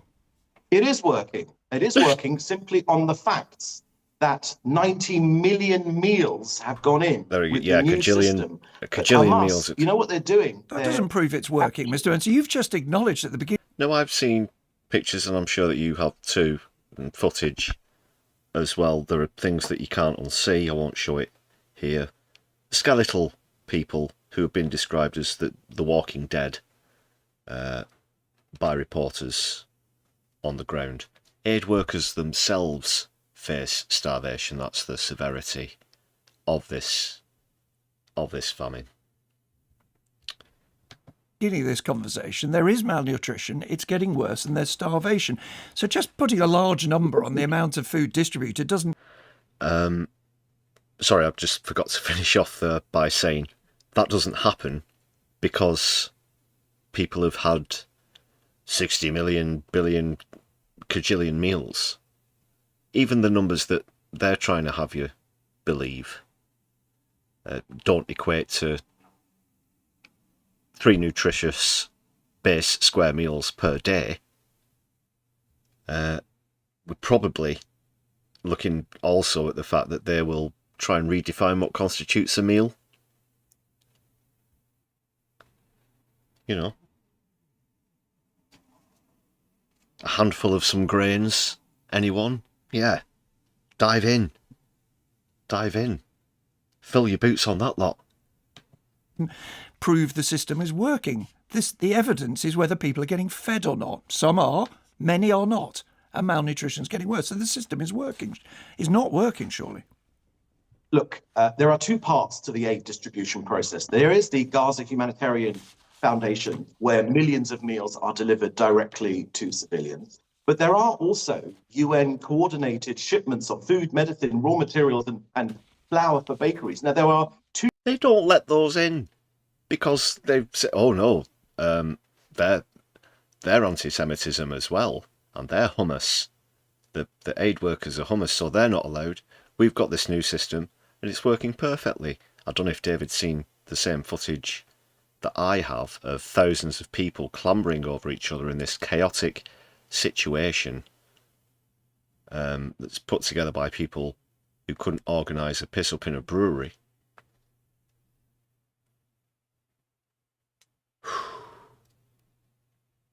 What's he on? He's certainly not on this fucking planet, that's for sure. It's a two-pronged approach. Sure. We haven't shut one down in favour of the other, but we have opened an alternative. They have. But so that it you gets restrict out of access to the Hamas's United Nations, don't you? In order for those No, that's trucks not that you true. just That let me is- just put is the question false. to you, and then you No, that can is respond. false, Nick. You No. must not say lies. You must not say falsehoods. Don't accuse me of Since lying, May, Mr. Manser. there's been over It's 4,000 cheap and it's unhelpful. I'll put some facts to you if you think they're only a part. Yeah. Has Robinson turned there at that particular moment on that point? And it is unhelpful to the conversation as well. So, is this now beyond the pale for Nick Robinson? If it is, then he should go to his superiors and say, for God's sake, report this stuff properly. Let's put real pressure on. Partial version, I will give you chance to answer them. But at the time that people are dying of malnutrition, hostages are languishing in tunnels, it really does not help for you to shout abuse over a line. I am not lying, I am putting a question to you. Here is the question, then you'll get the chance to answer the question. You are lying. You are lying. Well, Great to be here, Nick. Great to be here. listen to the So he's going to get conspiratorial now, is David. So check this out. question, and then you can answer I it. will answer the question now, Nick. You've had your chance. You've invited me on. Indeed, your Now, before I reveal this conspiracy that he's about to go on, when I mentioned the BBC's reporting on the issue of the illegal occupation of Gaza, if it's biased in any way, in which direction do you think that is? Do you think that is pro-Israel and against Gaza, or the other way around? Let me know. But this is what David Benson is going to try and have you believe about the way the BBC reports things. The very fact that they mention that there are any deaths whatsoever is probably even too much for these maniacs. So listen to this. Your producers begged me to come on, and I will now give you the fact. That is my job as a spokesman for the Office of the Prime Minister, to give you the facts. There are 1,000 trucks of aid waiting on the Gazan side. The UN, unfortunately, who the US ambassador said this morning, are working in cooperation with Hamas, the terrorist organization. That's right. You guys never report this stuff, but the UN is working in cooperation with the United Nations. The UN is working in cooperation with Hamas to restrict the amount of aid to their own people. They're causing these. Can I be clear about this? You're saying that the UN is deliberately stopping the supply of food. They say, and let me put this to you, this is what I wanted to put to you to give you the chance to respond. The United Nations say that they are limited in their ability to deliver food by what the UN described to us this morning as, quotes, tremendous bureaucratic impediments, tremendous security impediments. That means although they agree with you that there are trucks that could deliver aid, those trucks could not do so. Yeah, because they get shot as well. Let's not forget. As well as journalists, other professionals are being targeted by the IDF alongside children, of course. So they have been the targets. They have been in the crosshairs. And it's deliberate, not accidental. Remember the World Food Kitchen incident as well. Specifically, there have been a litany of other attacks on United Nations facilities. So, if Mensa wants you to believe that one, then he probably thinks that he came down with the last fucking drop of rain.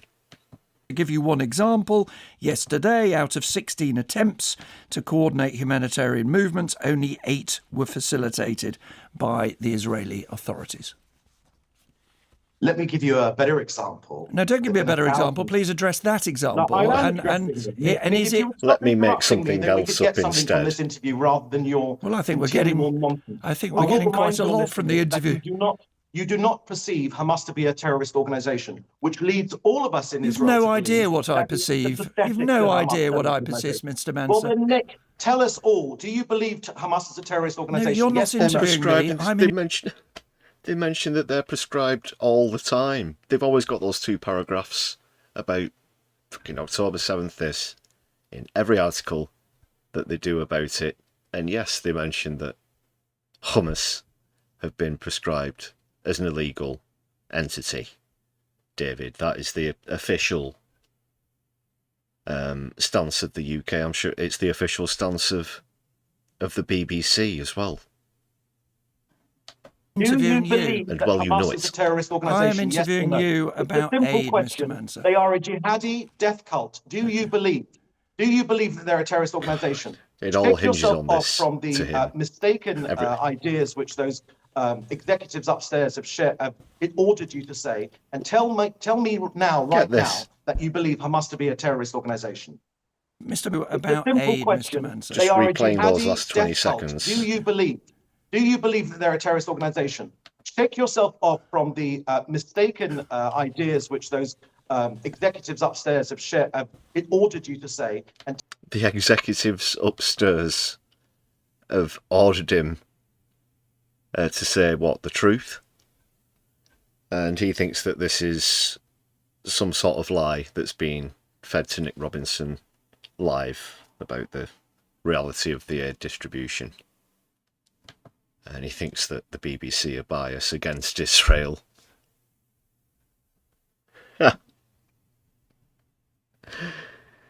He thinks that the BBC are biased against Israel. You gotta be fucking kidding. Oh, carry on, you crackpot. tell me now, right now, that you believe Hamas to be a terrorist organisation. Tell me. Mr. Manser, every interview you do this, you try. It's very tedious for listeners. Right. And it's very tedious for me. Israelis Shall we are focus on the questions of the day? Do you accept Israelis that you are exasperated that you do not believe that this jihadi death cult is a terrorist organisation? You've made that point 3 times. I was really, I'll be honest, as far as Robinson's normal brand of journalism is concerned, I can't say that I'm all particularly keen on it. But in this instance, even he's, like I said, had enough. This is getting quite tedious now, and you do this every time you come on. So, well,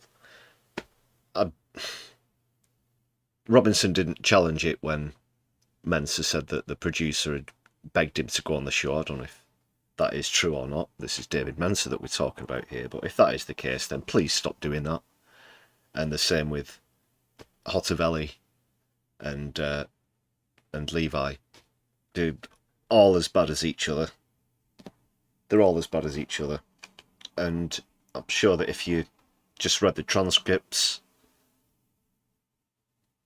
of all three of them, all of their interviews, without saying who said what, you'd find most of it or all of it is interchangeable. You won't be able to discern who was who. It's like, oh, they're speaking this particular way and say these particular things. No. They've all got the same bag of shit, and they just pass it around from studio to studio. So let's move on to another question. Let me share with you some of the facts. There are 1,000 trucks waiting. You've said that 3 times. I'm asking you a question. Yesterday, when 40 journalists went to see those 1,000 trucks waiting in the sunshine, languishing in the sunshine, waiting to be distributed, lo and behold, suddenly the UN pull their finger out and start distributing aid. Israel has...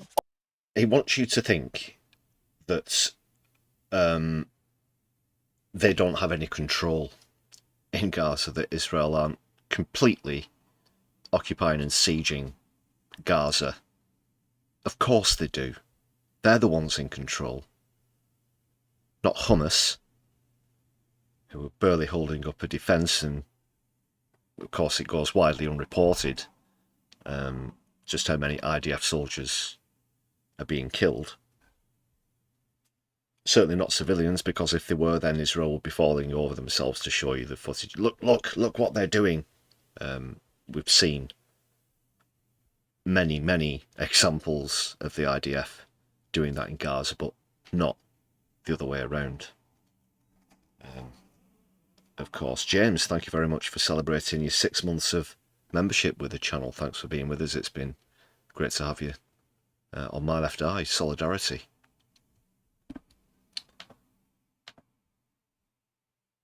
Offered them security. to deliver the aid. Okay, Indeed, Mr. Mance, the you made that Gaza point. Health Can I ask another Foundation question? has offered them security to deliver the aid, but it is unfortunately the UN, which is working in cooperation, which is seeking to continue this billion-dollar racket. Okay. The purpose of our war Mr. Manson, in do Gaza stop talking so I is can ask to a question, end- please. No, the purpose of our war in Gaza is to end Hamas's control of the strip of land, to free Gazans from Hamas. Right. That is the purpose. Okay. We cannot leave Hamas in power. No. There is no scenario. David Manser, I'm where going to the ask you, future- Mensa, I do apologise for getting your name wrong. Just allow me to ask a question. It's just a courtesy to do that. I think you'll agree that we have a chance. Thank you very much indeed.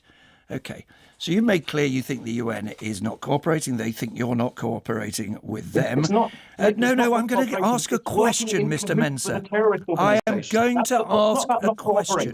It's You just working can't in do cahoots it. with a Whose terrorist responsibility is it under? You just can't let them get through a question. Perhaps the first one in interviews he does, but after that, it just dissolves into this very rapidly. And he knows what's coming, and that's why it's a reactionary thing that he's doing when he snaps back. These knee-jerk reactions.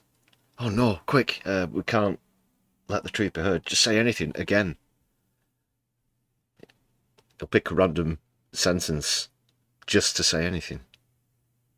International law to ensure that people in the Gaza Strip are fed. We have a duty as human beings, as a Jewish state, to ensure Just there's no starvation. Again, protracted silence. Gaza. And That then is our so you get radio static, and then once upon a time in a place very, that he goes off on one. Ability under international law, is it? We don't need to be responsive to international law. It is our duty as a country, as a Jewish state, the only Jewish state in the world, to make sure there is no starvation in Gaza, which is why we're making it clear that there's no restriction on the amount of aid which can go in. No, but it is your responsibility to ensure that aid is distributed, and currently you are failing to do that. And we have made that offer. We've made precisely that offer. No. Let me tell you the facts. Under the Geneva Convention, The Article United 55, Nations- trying the isn't the United point. Nations It is prefer doing that is the to work point. with Hamas. Yeah, you want to bring up the Geneva Convention? No, Mensa won't address that. And to make statements like that about them upholding the law. Can I tell you that clearly?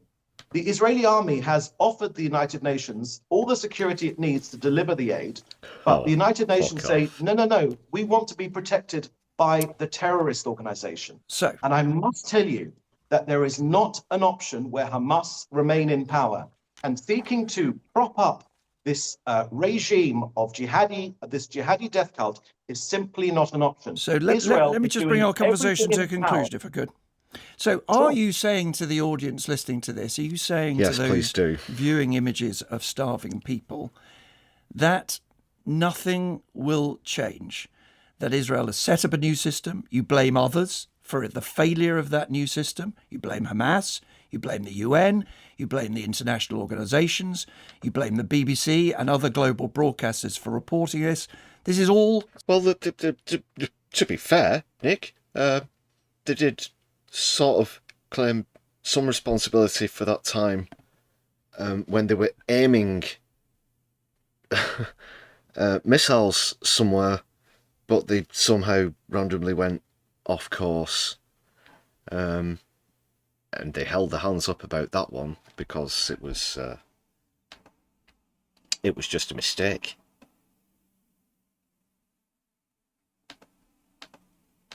Someone else's fault. And as I understand what you're saying, there's no intention for Israel to change anything. No one wants to see Gaza suffering. Certainly not people.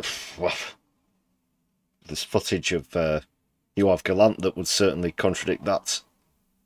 In this country, it is an outrage that anyone, any ordinary Gazan should suffer.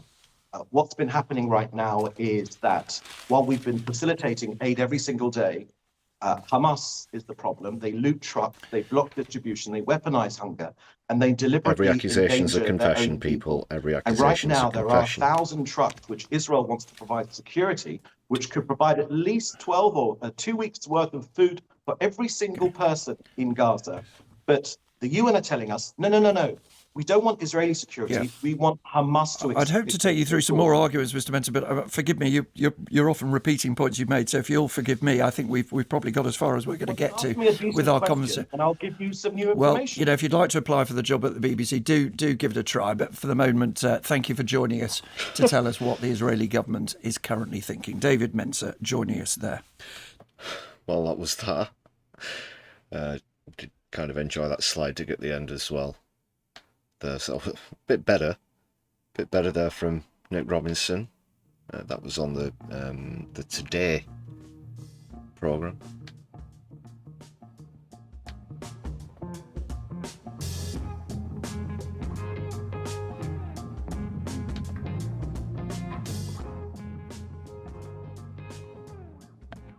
Sorry about the audio thing there.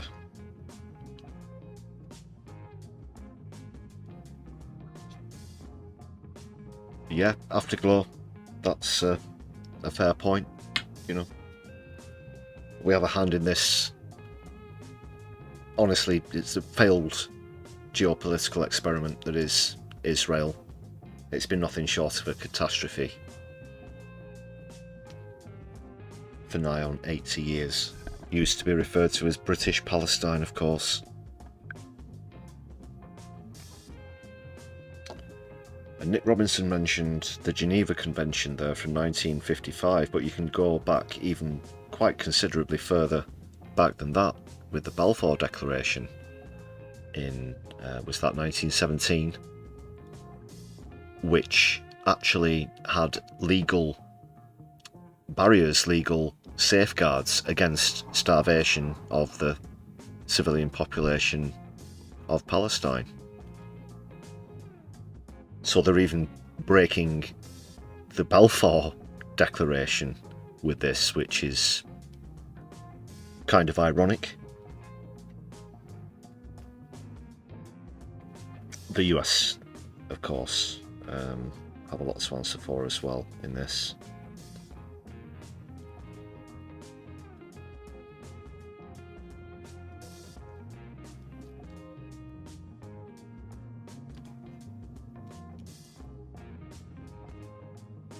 So yeah, the maniacal theocracy hasn't turned out as they'd hoped.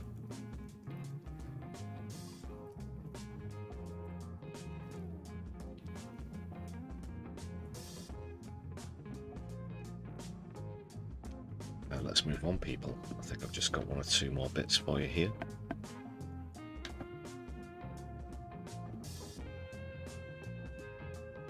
And we did have some gifted memberships there, by the way. Sorry, need to acknowledge and recognise, as well as celebrating 6 months of membership, James Holmes also gifted 5 there. Thank you very much for that. I'll change the total. Thanks again, James. Solidari-Tea. Sorry for being a bit tardy in acknowledging that. I was absorbed in Mensa's bullshittery.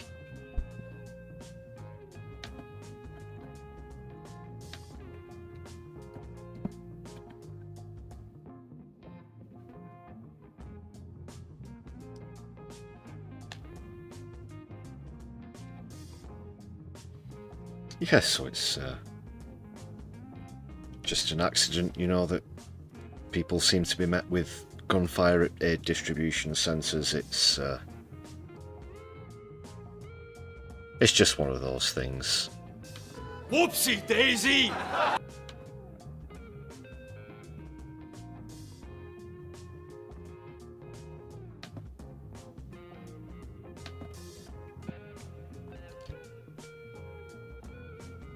Flo, if you're off, take care. Yeah, catch up with you soon, I hope. Thanks for joining us on the 4K sub-special stream.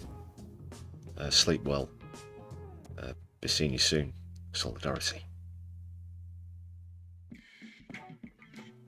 let's hear some testimony from the doctors then, and actually get some on-the-ground, truthful testimony.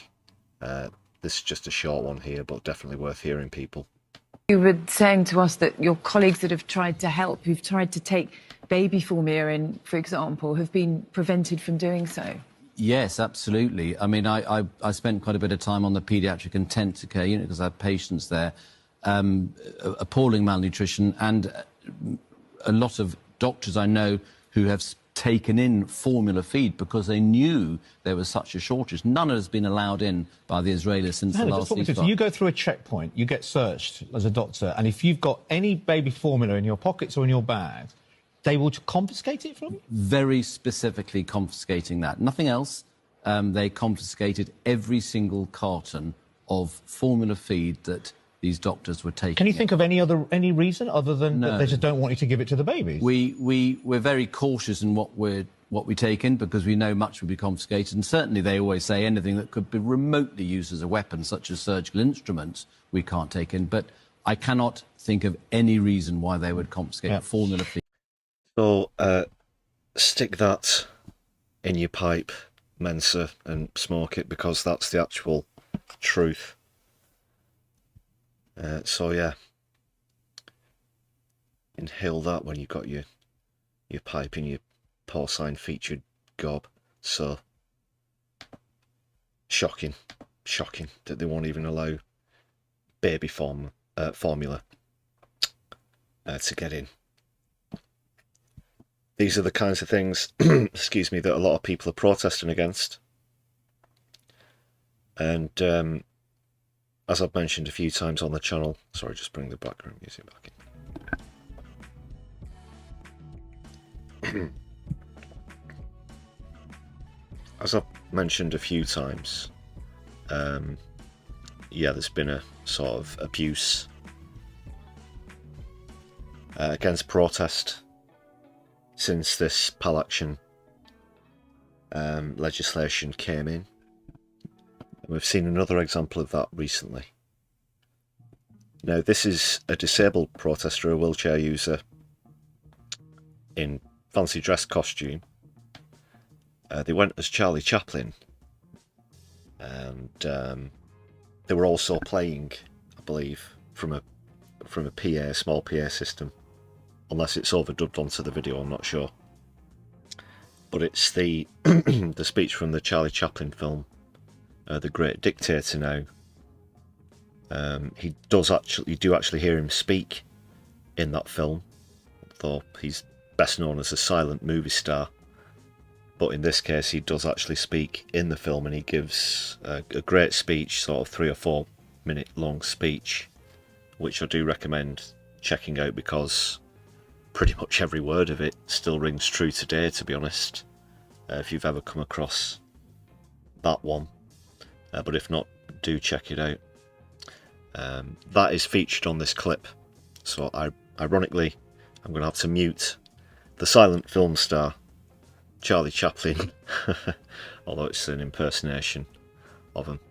But yeah, arrested, dragged out of the wheelchair, and then taken into custody. How's about that for something to happen to a non-violent direct action protester here in the UK, and a wheelchair user nonetheless? I've seen similar things.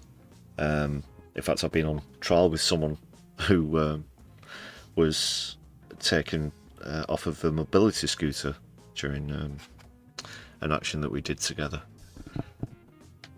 a few years back. That's another story though. So let's take a look at this. Unfortunately, I don't know the name of this brave protester, but we'll just call him Charlie Chaplin for now. It's a good likeness, it's a good effort. But look at this, people. As I said, there's no audio because of potential copyright breach on that Great Dictator speech.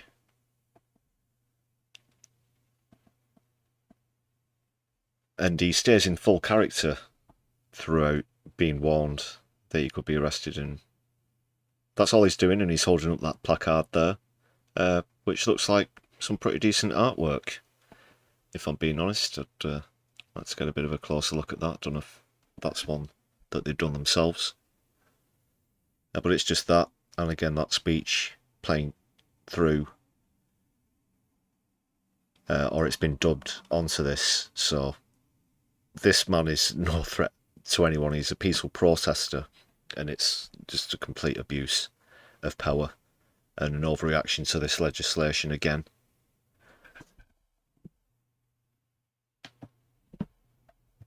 So apologies, I couldn't put the audio on there. I should have just kept the background music on, really, now, in hindsight. But hindsight's a wonderful thing.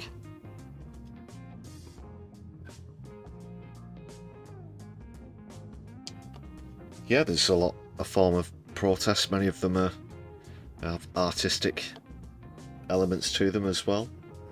One that comes to mind that you'll see at regular Extinction Rebellion protests in the UK is what's known as the sort of the death march, sort of the die-ins in with people in elaborate costumes that do these silent protests as well. That's another one that's regular. But come on, people. A wheelchair user dressed as Charlie Chaplin. I don't know what the bloody country's coming to.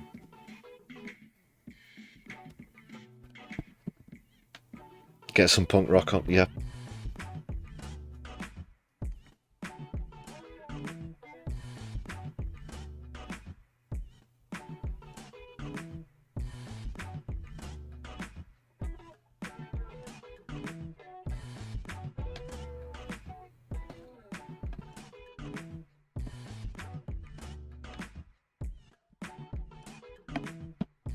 JK, how do I stay so calm?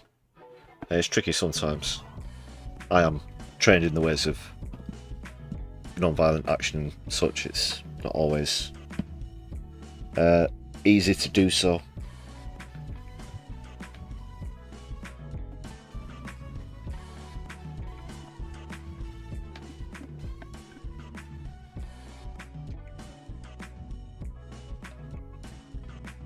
It's not unknown that I might have angry rants about, you know, politics or whatever, but only in extreme circumstances. I don't think I could keep that same level of cool if I had to speak to David Mensa, for example, in person. I think you'd hear a different tone of voice entirely.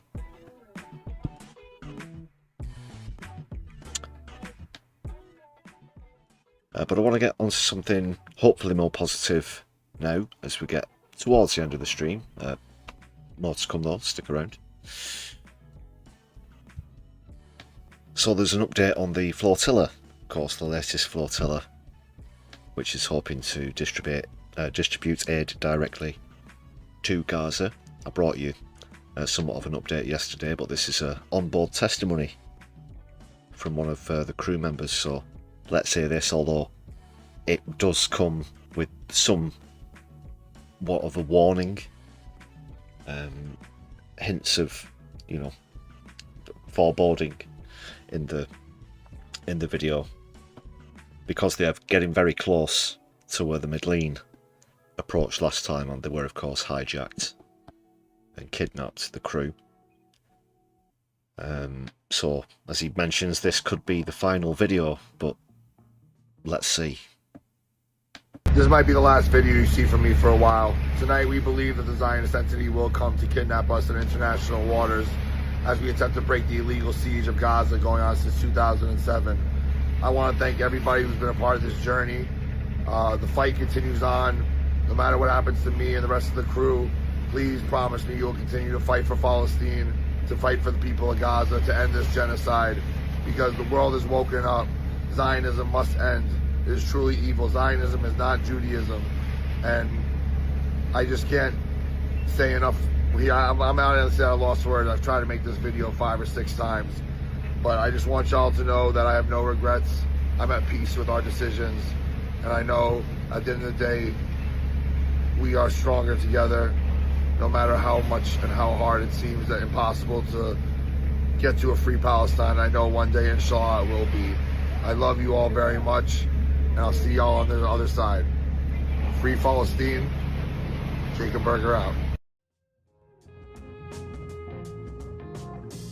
We'll wish them a bon voyage, and I'll keep you posted with that. Of course, as he mentioned at the start there could possibly be interceptions tonight as well. They're ahead of us chronologically, so we'll see what happens.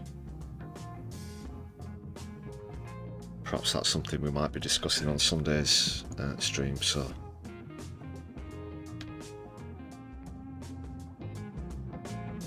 I wish them every success, and hope that they don't meet the same conclusion as the previous effort.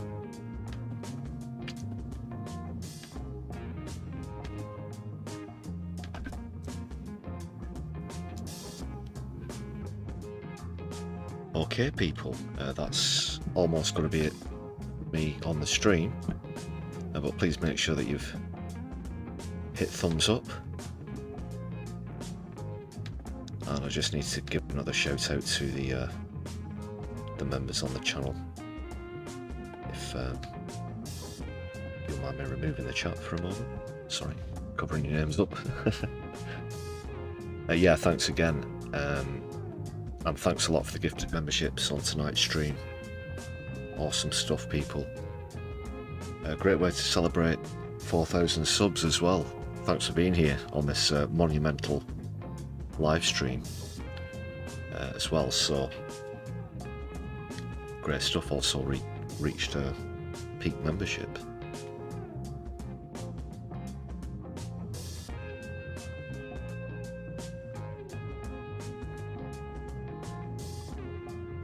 And if you want to be on this list of people who I'm giving thanks to here, it's just 99p. Check out the perks.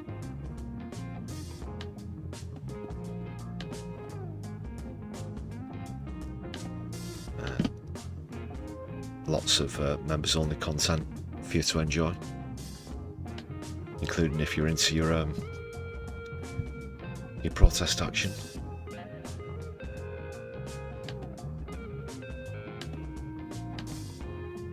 So let's just get the chat back up. As we say our goodbyes, I've got a redirect to raid queued up into all shorts, so do stick around. I'll join you over there for a little while. Once again, thanks for being here with me this evening. You've been amazing. I'll be back with you on Sunday for another Sunday. What's Socialist Sunday? What was the word that I was looking for? Can't quite remember.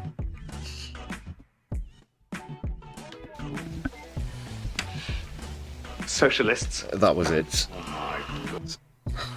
That was the one. Yeah, I'll see you on Sunday anyway, people. Take care, my left. I'll be seeing you soon. Power to the people, free Palestine.